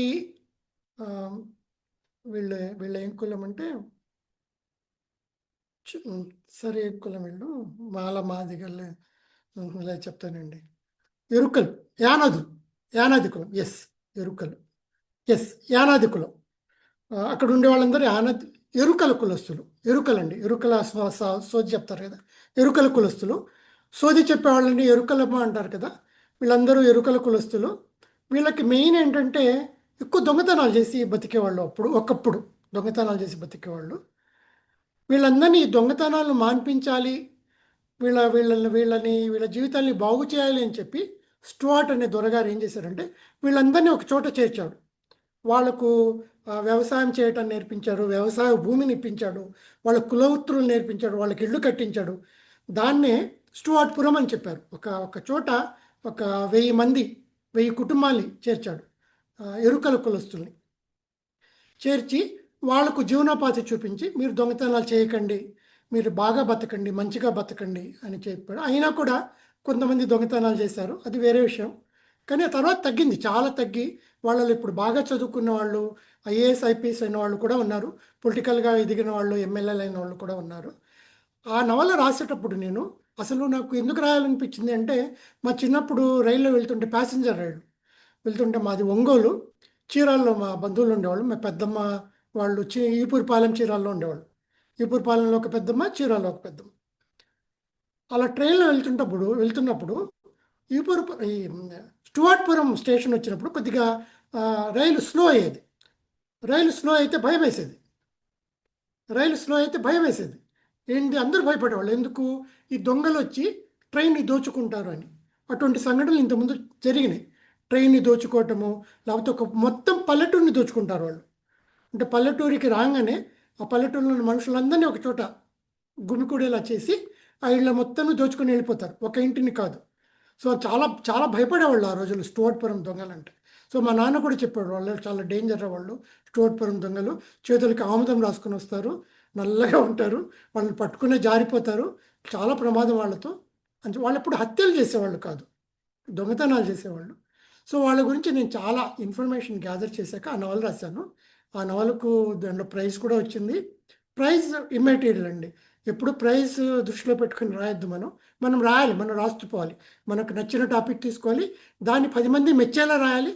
ఆ ప్రైజులు అవార్డులు వాటికవే వస్తూ ఉంటాయి, వాటి గురించి మనం మాత్రం పట్టించుకోకూడదు. అవును, ఈ నవలకు కూడా బాగా పేరు వచ్చింది. ధన్యవాదాలు మురళీకృష్ణ గారికి గుర్తు చేసినందుకు సార్.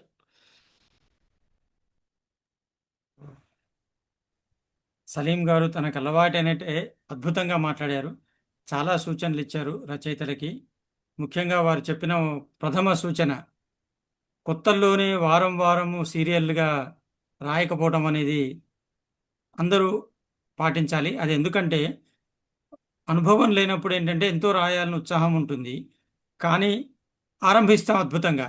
కానీ వారం వారం దగ్గరకు వచ్చేటప్పటికి ఏమవుతుందంటే మనకి ఇచ్చేయాలన్న ఆ వారము ఆదివారం పత్రిక రావాలంటే శుక్రవారం లోపల ఇచ్చేయాలి అని ఒక టెన్షన్ మొదలవుతుంది. ఆఫీస్లో పనులు ఉంటాయి, రకరకాల మధ్యలో డిస్టర్బెన్సెస్ వస్తాయి.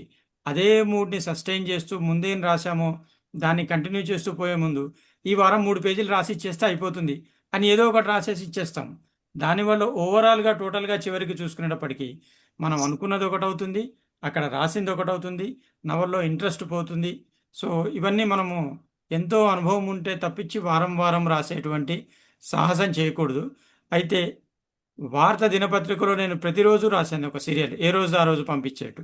అదొక అనుభవము, దాని గురించి మనం తర్వాత చర్చిద్దాం. కానీ సలీం గారు చెప్పిన సూచనని అందరూ ముందు యువ రచయితలు కొత్తగా రాస్తున్న వాళ్ళు తప్పకుండా పాటించాల్సిన సూచన. పద్మావతి గారు. ధన్యవాదాలు సార్. చాలా సమాచారం.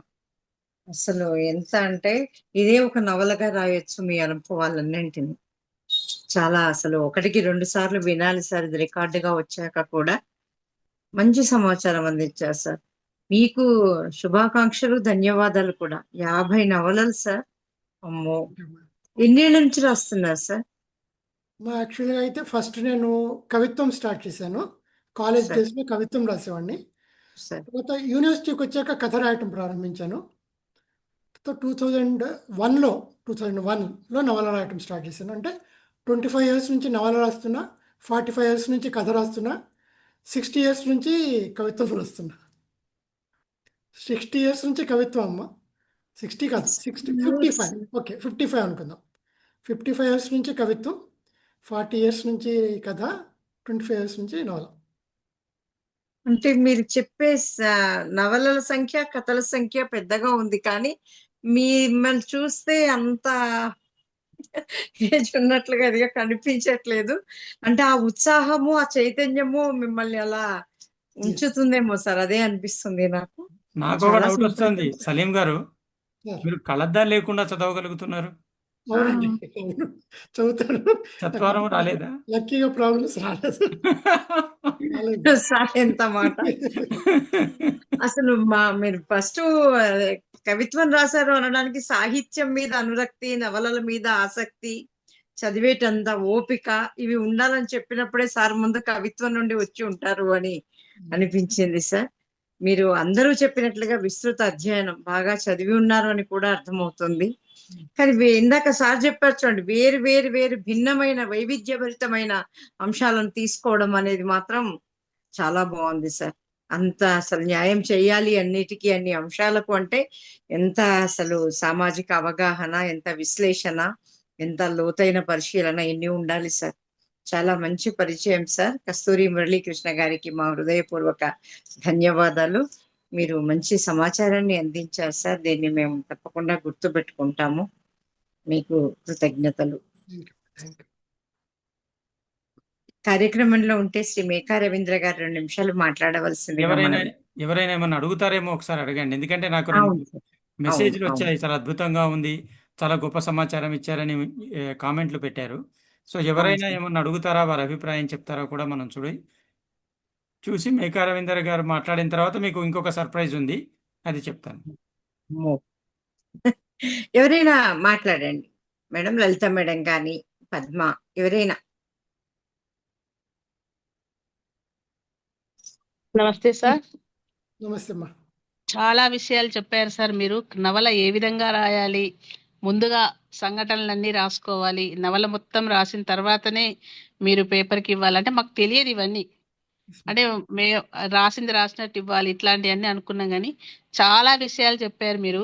ఇంకొకటి ఏంటంటే మీరు కళ్ళజోడు లేకుండా ఇప్పటిదాకా చదివారని అన్నాం కదా, అది కూడా ఒక నవలగా రాయండి. అసలు మన కళ్ళజోడు పెట్టుకోవద్దంటే ఎట్లా, మనం అది కూడా ఒక నవల రాసి మాకు ఇస్తే మేము చాలా సంతోషపడతాం. చాలా విషయాలు చెప్పారు సార్. మీ నుంచి మేము చాలా విషయాలు నేర్చుకున్నాము. ధన్యవాదాలు సార్ మీకు. Thank you. ధన్యవాదాలండి. చాలా మంచి విషయాలు చెప్పారు. నిజమే, మనము ముందుగా రాసేటప్పుడు పత్రికలకి పంపించి ఆ హడావిడి పడుతూ రాయటం అనేది నేను కొలిమిలో అనుభవిస్తున్నాను ఆ నవలకి. ఓకే. నిజం, చాలా మంచి విషయాలు మీరు చెప్పారు. ఎన్నో నేర్చుకోవాల్సిన విషయాలు. ఎలా రాయాలి, ఏ విధమైన లోపాలు చేయకూడదు, ఎట్లా రాయకూడదు అనేది చెప్పారు, ఎలా రాయాలి అనేది చెప్పారు, సంభాషణలు ఎక్కువ ఉండకూడదు అనేది చెప్పారు, వర్ణనలు అవి పూర్వకాలం ఉండేవి ఇప్పుడు తగ్గించుకోమని చెప్పారు. చాలా చాలా మంచి విషయాలు చెప్పారు సార్.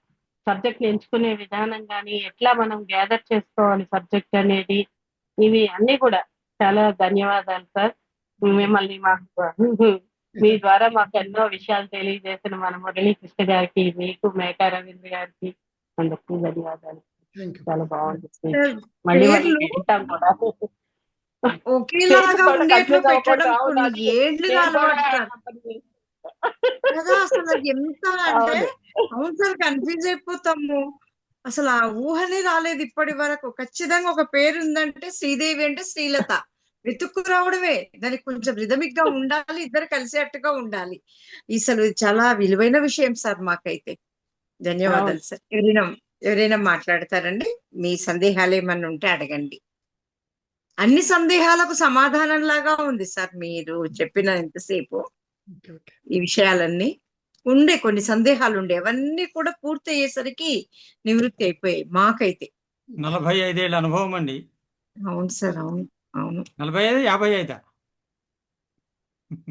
సార్, పోయిటరీ అయితే 55, 25 అన్నారు, కథ కానీ అయితే 50 45. నవలలు రాశారు. సార్ అదే సార్, 40. సార్ 10 ఏళ్ల నుండి రాస్తున్నారా, 15 ఏళ్ల నుండి రాస్తున్నారా సార్? ఏమనుకోకపోతే చెప్పండి. నేను కూడా అదే అడుగుదామని ఇప్పుడు ఓపెన్ చేసి అమ్మ, ఏ పోయిటరీ సంవత్సరం నుంచి? పోయిటరీ స్కూల్ డేస్ లోంచి రాసామ్మా. స్కూల్లో రాశాను. నేను ఇంటర్మీడియట్ చదివేటప్పుడు సమర సాహితీ అనే ఒక సంస్థ ఉండేది. దానికి నేను సెక్రటరీగా పనిచేశాను. ఈ సమర సాహితీలో మేము కొత్త కొత్త వాళ్ళని తీసుకొచ్చి వాళ్ళ చేత పోయిటరీ రాయించటం, చదివించటం, మేము రాయటం, కవిత సంపుటాలు తీసుకురావటం చేసేవాళ్ళము. అంటే ప్రింటెడ్ కాదు, సైక్లో స్టైల్డ్ అవి, అలా చేసేవాళ్ళం. సో ఆ రకంగా అప్పటి నుంచే కవిత్వం రాయటం నాకు అలవాటైంది. ఇంటర్మీడియట్ 10th క్లాస్ తర్వాత స్టోరీ అయితే నేను ఎంఎస్సీలో ఉన్నప్పుడు రాశాను, ఫస్ట్ యూనివర్సిటీ ఉన్నప్పుడు. నవల అయితే ఉద్యోగంలో చేరాక రాశాను. నవల రావడానికి 25 ఇయర్స్ అమ్మా నవల, కానీ కొద్దిగా ఎక్కువ రాశాను నేను. అంటే ఒక సంవత్సరంలో 2-3 నవలలు అలా రాసిన సందర్భాలు కూడా ఉన్నాయి. అందుకని సంఖ్య ఎక్కువైంది. అంటే దాదాపుగా ఒక 3 నెలల్లో 2 నెలల్లో నవలలు కంప్లీట్ చేసి 1 సంవత్సరం అట్లా తీసుకున్నట్లా ఉన్నాయా సార్? అమ్మ, నవల నాకు మామూలుగా 3 నెలలు మ్యాక్సిమం అమ్మ. 3 నెలల్లో ఒక నవల అయిపోతుంది. అంటే మనం మొదట టాపిక్ అనుకొని ఎలా రాయాలి అనుకొని డిసైడ్ చేసుకున్నాక మొదలెడితే 3 నెలలు మ్యాక్సిమం అమ్మ. ఒక 2 ఆకాశాల మధ్య నవల మాత్రం కొద్దిగా నాకు ఎక్కువ టైం పట్టింది. దానికి ఇన్ఫర్మేషన్ గ్యాదర్ చేయటమే చాలా ఎక్కువ టైం పట్టింది. అంటే ఒక 6-7 నెలలు పెట్టింది ఆ నవల రాయటము. నేను దాదాపు 370 పేజీల ఇన్ఫర్మేషన్ గ్యాదర్ చేసుకొని నెట్లో దాచిపెట్టుకుని, కంప్యూటర్లో దాచిపెట్టుకొని, అందులో నాకు ఎంత అవసరమో, నవలకు సరిపడా ఎంత అవసరమో ఆ ఇన్ఫర్మేషన్ తీసుకొని నవల రాశాను. టైం పట్టింది. దాదాపుగా ఎన్ని పేజెస్ ఉంటాయి సార్ కరెక్ట్ గా రమారమి? నా 200 అమ్మ, నా నవలలన్నీ 250 పేజీలు అలా ఉంటాయి. 2 నవలలు మాత్రం 370 పేజీలు ఉన్నాయి. వెండి మేఘం నవల 376 పేజీలు ఎంతో ఉంటుంది. తర్వాత నా బయోగ్రఫీ ఒకటి రాసి, ఆటోబయోగ్రఫీ, అది కూడా 370 పేజీలు ఉంటుందమ్మా. పడిలేచే కెరటం దాని పేరు, పడిలేచే కెరటము. అది నా ఆటోబయోగ్రఫికల్ నవల. అది కూడా 370 పేజీల పైన ఉంటుంది. ఈ 2 ఎక్కువ పేజెస్ ఉన్న నవలలు. మిగతా ఆన్లైన్ లో అందుబాటులో ఉందా సార్? అమెజాన్ లో కానీ ఎట్లా దొరుకుతుందా సార్? అన్ని దొరుకుతాయి. నవోదయాలు చాలా దొరుకుతాయి.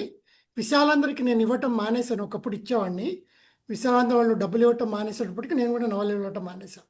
వాళ్ళు నాకు 40 ఏళ్ల నుంచి నా పుస్తకాలన్నీ వాళ్ళు తీసుకుంటున్నారు, కానీ నాకు డబ్బులు ఇవ్వాల, వాళ్ళు సెటిల్ చేయలేదు, అందుకని మానేశాను నేను. ఓన్లీ నవోదయకి ఇస్తే వాళ్ళు కరెక్ట్గా డబ్బులు ఇస్తారు. ఇక్కడ ఇంకొక విషయం చెప్పాలి. ఈ రెండు ఆకాశాల మధ్య నవల రాసే ముందు నాకు సలీం గారికి మధ్య ఒక చిన్న సంభాషణ జరిగింది. ఆయన పాత్రల పేర్లు పెట్టేటప్పుడు కూడా ఎంత జాగ్రత్త తీసుకున్నారంటే, కశ్మీరు వాళ్ళు ఎలాంటి పేర్లు పెట్టుకుంటారు, ముఖ్యంగా బార్డర్ ఏరియా వాళ్ళు అవే పేర్లు పెట్టుకుంటారు, శ్రీనగర్లో ఉండే వాళ్ళ పేర్లు ఎలా ఉంటాయి, ఇలా అంతా పరిశోధించారు. వాళ్ళు పరిశోధించి ఎలాంటి పేర్లు ఉంటాయో అలాంటి పేర్లే ఆయన నవల్లో పెట్టారు. అంటే పేరు పెట్టడం దగ్గర నుంచి ఎన్ని జాగ్రత్తలు తీసుకోవాలనేది మీరు గమనించండి. సార్ మీరు జాబ్ చేసుకుంటా ఇన్ని 50 నవలలు రాశారు కదా, ఏ టైంలో రాశారు, ఎట్లా మీకు టైం? యాక్చువల్గా మాకు 5 డేస్ ఏ వీక్, సాటర్డే సండే హాలిడేస్ ఉండేవి. అండ్ ఆఫీస్ నుంచి ఇంటికి వచ్చాక కూడా నేను ఎక్కువ టైం రాసేవాడిని అప్పుడు. అంటే రాత్రి డిన్నర్ చేశాక 11-12 వరకు రాసేవాడిని. మార్నింగ్ చాలా లేట్గా లేస్తాను నేను, అప్పటి నుంచి అలవాటు. మార్నింగ్ 8 అలా లేచేవాడిని, కానీ నైట్ 11-11:30 వరకు రాసేవాడిని. సాటర్డే సండేస్ అయితే కంప్లీట్గా సాహిత్యానికే డెడికేట్ చేసేవాడిని. నాకు బయట సోషల్ మూవింగ్ తక్కువ, నాకు ఫ్రెండ్స్ సర్కిల్ కానీ బయట రెస్టారెంట్స్కి వెళ్ళటాలు చాలా తక్కువ కాబట్టి నాకు ఈ టైం అంతా దీనికి ఉపయోగించుకునేవాడిని. సార్ నమస్తే సార్, నా పేరు ప్రభావతి. నమస్తే నమస్తే. నేను కూడా జాబ్ చేసి రిటైర్ అయ్యానండి. 6 ఇయర్స్ 7 ఇయర్స్ అయింది. ఓకే అయితే నాకు చిన్నప్పటి నుంచి నేను కవితలు అలవోకగా రాయగలను అని అంటారు మా వాళ్ళంతా. ఓకే అయితే నేను ఇలా పత్రికలకి వాటికి పంపించలేదండి. నేను ఎస్బీఐలో వర్క్ చేయడం వల్ల దాంట్లో హౌస్ మ్యాగజైన్స్ ఉంటాయి కదా, అందులో ఇంగ్లీష్లో రాసేదాన్ని. ఓకే అవి ప్రింట్ అయ్యేవండి. కానీ నేను ఎప్పుడు వాటిని ఏదో కలెక్ట్ చేసి ఇలాగ చెయ్యాలని లేదు. కానీ నాకు చిన్నప్పటి నుంచి ఏ లాంగ్వేజ్ అయినా నాకు ఇష్టం అండి. అయితే నేను సైన్స్ స్టూడెంట్నే, నేను కూడా బోటనీ చేశాను. ఓకే నాకు రిటైర్ అయిపోయిన తర్వాత రాద్దాము, పిల్లలతో వీటితో అన్నింటితో కుదరదు అని చెప్పేసి నేను అలా ఒక నవల రాయాలి, ఆ నవల మామూలుగా ఉండకూడదు, చాలా యునిక్గా ఉండాలి అని ఎప్పటి నుంచో ఆలోచిస్తూ అలాగా. నాకు సబ్జెక్ట్ అయితే వేగ్గా మనసులో ఉంది, కానీ నాకు ఎలా రాయాలి ఏమిటనేది తెలియదండి. అయితే చాలా చదవాలి అని మన మురళీకృష్ణ గారు అందరూ చెప్పారు. నేను ఎప్పుడూ అంత చదవలేదు సార్. చదివాను చాలా పుస్తకాలు, కానీ ఎలా చదవాలో, ఒక నవల రాయడానికి ఏ రకమైనటువంటి ఇవి ప్రత్యేక శ్రద్ధ తీసుకుని చదవాలో అలా చదవలేదండి. ఒక వర్ణన కానీ ఇవన్నింటికి కూడా నేను ఎప్పుడు దాన్ని అంత కాన్సన్ట్రేట్ చేయలేదు. అయితే మీరు చెప్పిన తర్వాత మురళీకృష్ణ గారు కూడా ఎంకరేజ్ చేస్తూ ఉండడం వల్ల నేను రాయగలనేమో అని కొంచెం కొంచెం మొదలు పెడుతున్నాను. అయితే నేను తొందరపడదలుచుకోలేదండి, ఎప్పటికైనా రాయాలి అనేటువంటి పట్టుదల అయితే ఉంది. మీరు చెప్పిన దాన్ని బట్టి నేను కూడా కొంచెం ముందుకి కొంచెం చదివి, ఇప్పుడైతే ఈ కళ్ళజోడు ఇవన్నింటితో చదవడం కూడా కష్టమేమో అని కొంచెం బెంగగా ఉన్నా, ఎలా చదివి నేను ఒక నవల రాయాలనేటువంటిది, ఈ ఆసక్తిని కొంచెం చచ్చిపోకుండా ఉండడానికి మీ ఇద్దరు కూడా కారకులైనందుకు చాలా ధన్యవాదాలు సార్. ధన్యవాదాలు. చాలా ఎంకరేజింగ్. మీరు విభిన్నమైన నవల రాయాలనుకుంటున్నారు కదా, అది చాలా సబ్జెక్ట్. అంటే అందరు రాసిలా కాకుండా, రొటీన్ నవల కాకుండా విభిన్నమైన సబ్జెక్ట్ రాయాలి. అది నిజంగా అలా రాస్తేనే ఆ నవల నిలబడుతుంది 10 కాలాల పాటు. మంచి ఉద్దేశం. మీరు రాయండి, అలానే రాయండి, రాయగలరు, మీరు రాస్తారు కూడా, రాయండి. Sir thank you sir, thank you ధన్యవాదాలండి.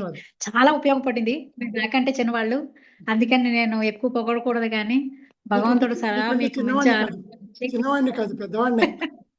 మీరు ఎప్పుడు ఇచ్చేదన్నారు మీరు? 6 years బ్యాక్? 6 years నేను 18 అండి, 18 2018లో రిటైర్ అయ్యా. నేను 16లో రిటైర్ అయినా. ముందే కాబట్టి కనిపించాను, కొద్దిగా కేర్ తీసుకుంటాను. అదేలేండి. మీకంటే పెద్దవాడిని, నో ప్రాబ్లం. ఓకే సార్, ఆశీర్వాదం మీకు ఎప్పుడు ఉండాలి, చక్కగా అన్ని ఇలాగ ముందుకు సాగాలని కోరుకుంటున్నానండి. Thank you sir, thank you. Sir నమస్కారం అండి. నమస్తే అమ్మా. నా పేరు పద్మమ్మ. నేను తెలుగు అధ్యాపకురాలిగా పనిచేస్తున్నాను. ఓకే. 30-35 సంవత్సరాల ఇది సార్. అయితే నాకు మీరు తీసుకున్న నవలలో నేను స్టూడెంట్‌గా ఉన్నప్పుడు చదివాను సార్. 'వెండి మేఘం' నాకు చాలా ఇష్టం. ఓకే. అయితే మీరు అంత సామాజిక బాధ్యత కలిగినటువంటి కాన్సెప్ట్స్‌ని తీసుకొని రాశారు. ఇప్పుడున్న జనరేషన్ అంటే మనము రాసినా అవతలి వాళ్ళు చదవగలగాలి. మేము క్లాస్‌లలో నైతిక విలువలు చెప్తుంటేనే ఇంతలా ఉంటే ఆహ్, బతకలేమేమో సమాజంలో మేడం మీరు మరీ చెప్తారు అన్నట్లా వినబడుతుంటది వ్యతిరేకత పిల్లల నుంచి. అవును. మనం సామాజిక అంశాల్ని తీసుకొని రాస్తే ఇప్పటి ట్రెండ్ స్వీకరిస్తారా? లేకపోతే ఆహ్, వాళ్ళ నాడిని పట్టుకొని మనం వస్తువుని ఎంచుకోవాలా అనేది సార్. అమ్మ ఇక్కడ 2 రకాల ఇష్యూస్ ఉన్నాయి. ఒకటేంటంటే మీరేదైనా నవల రాస్తే అది 10 మందికి నచ్చేలా, మెచ్చేలా, ఎక్కువ అమ్మకాలు పోయేలా రాయాలా? లేకపోతే ఒక నిబద్ధతతో, ఒక ఐడియాలజీతో రాయటమా అనేది ఇంపార్టెంట్ అమ్మా. నా ఉద్దేశంలో అయితే ఇప్పుడు మీరు చెప్తున్నారు యువకులు పాడైపోతున్నారు ఏదని. వాళ్ళని సంస్కరిస్తున్నట్టు రాస్తేనే కొంతమందైనా మారుతారేమో అన్న ఆశ ఉంటుంది కదా! వాళ్ళని మంచిగా చేయాలని, మంచి మార్గంలో పెట్టాలని. అలా రాయటం వల్ల కొంతమందిని చదివితే కొంతమందిలో అయినా మార్పొస్తుంది కదా! అంతే తప్ప వాళ్ళు చెడు మార్గంలో వెళ్తున్నారు కాబట్టి ఇప్పుడు డ్రగ్స్ తీసుకుంటున్నారు, గంజాయి సార్. తీసుకుంటున్నారు. అది చాలా క్యాజువల్ అయిపోయిందని మనం అలా రాస్తే ఒక నవల్లో ఒక క్యారెక్టరు మామూలుగా గంజాయి రూఢి తీసుకొని చేసినట్లా ఉండకూడదు. అది కరెక్ట్ కాదు కదమ్మా! దాన్ని మనం సార్. ఖండించాలి. మనం వాళ్ళని మంచి మార్గంలో పెట్టడానికే ప్రయత్నించాలి. కొంతమందైనా మారుతారు. మారలేదనుకోండి వాళ్ళ కర్మ మనం ఏం చేస్తాం? కాబట్టి నా ఉద్దేశంలో అయితే ఐడియాలజీని వదులుకోకుండా రాయటమే మంచిది. Thank you sir. Thank you so much. Thank you. ఇప్పుడు అడిగిన Padmamma degree college lecturer sir. Okay. ఇప్పుడు మీ అనుభవం కన్నా చిన్నది 35-36 ఇయర్స్ ఉంటాయి sir. Direct degree college lecturers గా సెలెక్ట్ అయ్యారు సార్. కొలీగ్స్ మీ ఇద్దరు. యాహ్! ఇంకెవరైనా మేడం? ఇంకా రామస్వామి గారే, రవీందర్ గారు, మేకల రవీందర్ గారు ఆయన సార్? ఉన్నారు? రవీంద్ర సార్ ఉన్నారా మీరు కార్యక్రమంలో? ఉన్నా ఉన్నా ఉన్నారు ఉన్నారు. ఉన్నారు. ఎక్కడ పోతా విన్నారా సార్? మొత్తం విన్నా, అద్భుతంగా ఉంది. సయ్యద్ సలీం గారి ప్రయాణం, అసలు ఈ పేరు నేను ఎప్పుడు వినలేదు, మరి నాకు ఎక్కడ తారసపడలేదు. అంటే నేను చదవడం కూడా మానేసి ఒక 40 ఇయర్స్ అవుతుంది, 35-40 ఇయర్స్ అవుతుంది. కాబట్టి ఎక్కడ నవ్యాలు కానీ ఏవి కానీ ఈ మధ్య చదవలేదు కాబట్టి నాకు ఎక్కడ పరిచయం లేదు. సార్ పబ్లిసిటీ ఎక్కువ ఆ, అనుకోరు అనుకుంటా, అందుకే కరెక్ట్ అండి. అందుకే ఎక్కడ కూడా పేరు నాకు దృష్టిలోకి గోచరం కాలేదు. యాహ్! చాలా సంతోషం, మీరు అద్భుతంగా చెప్పారు సార్. ఇట్లా థ్యాంక్ యూ. విషయాలు ఎలా సేకరణ చేయాలి ఏంటి. నేను కూడా అప్పుడు ఒక కోర్సు నేర్చినప్పుడు చెప్పారు, ఇలా ఉంటది ఇలా ఉంటది అంటే మీరు అంతకంటే ఎక్కువ చెప్పారు.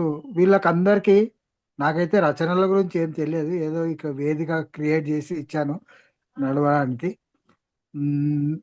అందరూ ఇందులో మరి ఉద్దండులు అవుతారు. ఇది ఒక్కటే కాకుండా రేపు మళ్ళీ ఇది వీడియో యూట్యూబ్లో కూడా ఉంటుంది కాబట్టి ఇక్కడ వచ్చిన వాళ్ళే కాకుండా వేరే ఆసక్తి కల వాళ్ళు చూస్తారు. ఇవాళ కాకపోతే రేపు చూస్తారు, ఎల్లుండి చూస్తారు, మాట పోతే వెతికి మరీ చూస్తారు. ఎందుకంటే ఇలా రాయాలి అనే సంకల్పం కలిగితే కొత్త తరం వాళ్ళకి నేర్పాలి అనేది ప్రయత్నం. ఎందుకంటే పాత తరం వాళ్ళు కష్టపడి నేర్చుకున్నారు, వాళ్ళకి సమయం ఉంది, అవకాశం వచ్చింది, రాశారు వాళ్ళకి. కానీ కొత్త తరంలో నవల అన్నది చచ్చిపోకుండా ఉండడానికి మరి రాయడానికి వాళ్ళకి ప్రక్రియ తెలియాలి, రాయడానికి అవకాశాలు కల్పించాలి అనే ఉద్దేశంతో నవల రాద్దాం రండి అని మనం ఒక కార్యక్రమం పెట్టుకున్నాం. మా అదృష్టం కొద్దీ కస్తూరి మురళీకృష్ణ గారు మాకు దొరికారు. మాకు మొదలు ప్లానింగ్లో లేదు, ప్రయత్నం అయితే చేద్దామని అనుకున్నాము. అయితే కస్తూరి మురళీకృష్ణ గారు అదృష్టం కొద్దీ మరి ఈ కార్యక్రమానికి అద్భుతమైన ఆభరణం అనాలా ఏమనాలో తెలియదు నాకు, నేను రచయితని కాదు కాబట్టి. సారు మొదలు బాధ్యత వాడిన అదృష్టం అనే పదమే సరిపోతుంది సార్. బా బాధ్యతగా ఇది మరి తనది అనుకొని భుజాన ఎత్తుకొని ముందుకు నడుపుతున్నారు. ప్లే ఇది ఈ సమాజంలో బాగా నిలిచిపోతుంది. మీ పత్రిక కంటే ఎక్కువ నిలిచిపోతుంది సార్ ఇది. మనకు తెలుసో తెలియదో. నన్ను ఇప్పుడు నేను ఊరికే చిన్న వేదికలు క్రియేట్ చేస్తేనే నన్ను కొన్ని వేల మంది గుర్తుపడతారు. ఉమ్, అ- అట్లా మీది కూడా చరిత్రలో అన్ని పోతాయి, కానీ అసలైన సిసలైన కట్టడాలు ఉంటాయి కదా, అవి మిగిలిపోతాయి. యా ఆ కరెక్ట్. సిసలైన కట్టడం కింద మీరు ఎందరికో గురుత్వం నిర్వహించి చేసిన దాని కింద చాలా మిగిలిపోతాయి. మిగిలిన వాళ్ళంతా వెళ్ళిపోతారు, కానీ గురుత్వం చేసి ఇలా చెప్పిన వాళ్ళందరినీ గుర్తుపెట్టుకొని ప్రపంచంలో ముందుకు వెళ్ళే అవకాశం ఉంటుంది. దీంతో మీరు ఎంతో ఎంతో విజయం సాధించినట్టు. ఈ కార్యక్రమం కూడా దాసోజి పద్మావతి గారు బాధ్యతగా తీసుకొని చేస్తున్నారు. అప్పుడప్పుడు నేను నిద్రపోతుంటా, అయినా లేపుతారు మేడం. అంటే కొంచెం నాకు డైవర్షన్ యాక్టివిటీస్ ఎక్కువ ఉంటాయి అన్నట్టు. వేరే వేరే యాక్టివిటీస్ కూడా చేస్తుంటాను కాబట్టి ఇప్పుడు ప్యారలల్ ఈ టైంకే 2 కార్యక్రమాలు ఉన్నాయి నాకు. ఓకే. ఓకే. ఆ, అంటే స్పిరిచువల్ యాక్టివిటీ ఉంటుంది. ఇవాళ ఏం చేస్తా అంటే ఒకళ్ళకి బాధ్యత అప్పచెప్పి వదిలేస్తా, ఇక వాళ్ళు నడుపుతుంటారు అది యాక్టివిటీ. ఇట్లా ఇంకొకటి ఇప్పుడు ఎంప్లాయ్మెంట్ మీద ఒకటి ఎక్సర్సైజ్ చేస్తున్నాను నేను. క్రియేటింగ్ ఎంప్లాయ్మెంట్ ఎలా చేయాలి ఏంటి అన్నది, అది ఎలా అవుతుందో తెలియదు, కానీ ఆలోచన నడుస్తుంది. ఎందుకంటే నిరుద్యోగ యువత యువత మొత్తం అసలు అందరికీ కూడా డబ్బుది చాలా ఇబ్బంది ఉంటుంది. మరి దానికి డబ్బు అరేంజ్ చేయడానికి ఏం మార్గాలు ఉంటాయని అన్వేషణ చేస్తున్నా, సీనియర్ సిటిజన్స్ దగ్గర నుంచి అందరికి. సో అది కొంచెం కష్టమైన పనే, అందులో బిజీ ఉంటాను నేను, అంత వేరే ఏం లేదు. నేను కూడా రిటైర్డ్ అయ్యి 5 సంవత్సరాలు అయిపోయింది. ఓకే. చీఫ్ ఇంజనీర్గా రిటైర్ అయినా. మీరు కూడా పెద్ద హోదాలో రిటైర్ అయ్యి టైం కేటాయించి చేశారంటే చాలా కష్టమైన. ఐటీ అంటే చాలా రెస్పాన్సిబుల్ జాబ్ అది. హ్మ్. చాలా ప్రెషర్స్ కూడా ఉంటాయి, రెస్పాన్సిబుల్ ఒకటే కాదు. It it it carries lot of pressures. మనకు కనబడే కానీ ఒకటి బాగా ప్రెషర్స్ ఉంటాయి, రైడ్స్ అంటారు, అన్నీ అంటారు. అది తట్టుకొని నిలబడి జరపడానికి ఇది చాలా కష్టం. మీ అద్భుతమైన సహకారం మాకు ఎప్పుడు ఉండాలి. మళ్ళీ ఒకసారి మా సభకు వచ్చి మళ్ళీ ఏదైనా ఒకటి కార్యక్రమం గుర్తుపెట్టుకోవాలి. అంటే పద్మావతి మేడం మన దగ్గరకు సార్ వచ్చే వాళ్ళందరి పేర్లు, ఫోన్ నంబర్లు తీసుకుంటే అవును మనం సార్. సభ పెట్టుకున్నప్పుడు అందరినీ పిలిచి ఆదరించుకుందాం, సన్మానం. అవును, ఆ, గౌరవించుకున్నాం. గౌరవించుకోవడానికి వీలుంటుంది. ఎవరెవరు వస్తున్నారు ఏంటిది అని ఒకటైతే సభ పెట్టుకుంటాము, ఎప్పుడు పెడతామన్నది తెలియదు. కాబట్టి అందరినీ మనం పిలుచుకొని గౌరవించుకొని, ఎందుకంటే ఏది చేసినా కూడా పబ్లిసిటీ, ఎందుకంటే దీన్ని చూసి అట్రాక్ట్ అవుతారు. అట్రాక్ట్ అయ్యి పబ్లిక్లో పేరు వస్తే, పేరు అయినప్పుడు అది స్ఫూర్తిగా ఉంటుంది. స్ఫూర్తిగా అంటే నగలో ఉన్నప్పుడు నగ ఆభరణం మీద వేసుకుంటేనే నలుగురు చూస్తారు, లోపల దాపెట్టి పెట్టెలో ఉంటే ఎవరికి కనబడదు. కాబట్టి మనం ప్రచారం, మీకు కూడా వాల్యూ వస్తుంది, పెద్ద పెద్ద రచయితల దగ్గర నేర్చుకున్నారని గౌరవం సమాజంలో పెరుగుతుంది, అన్ని రకాలుగా ఉంటుంది. ఒకసారి చేసాం, మనం ఒక శ్రీకారం చుట్టినాం కాబట్టి ఒక స్టేజ్కి వచ్చినాక కనీసం ఒక నవల సిద్ధమై ప్రింట్ కాకపోయినా అట్లీస్ట్ పీడిఎఫ్లు తయారైనప్పుడైనా మనం చేసి హార్డ్ కాపీలు. ఇప్పుడు ప్రింట్ ఆన్ డిమాండ్ అని ఒకటి ఉంది, అది మురళీకృష్ణ గారికి తెలుసు అనుకుంటా. ప్రింట్ ఆన్ డిమాండ్ అంటే మనకి ఎన్ని కాపీలు కావాలంటే అన్ని కాపీలు ప్రింట్ వేయించుకొని అవి చేయవచ్చు. పెద్ద పెద్ద బడ్జెట్ అవసరం లేదు.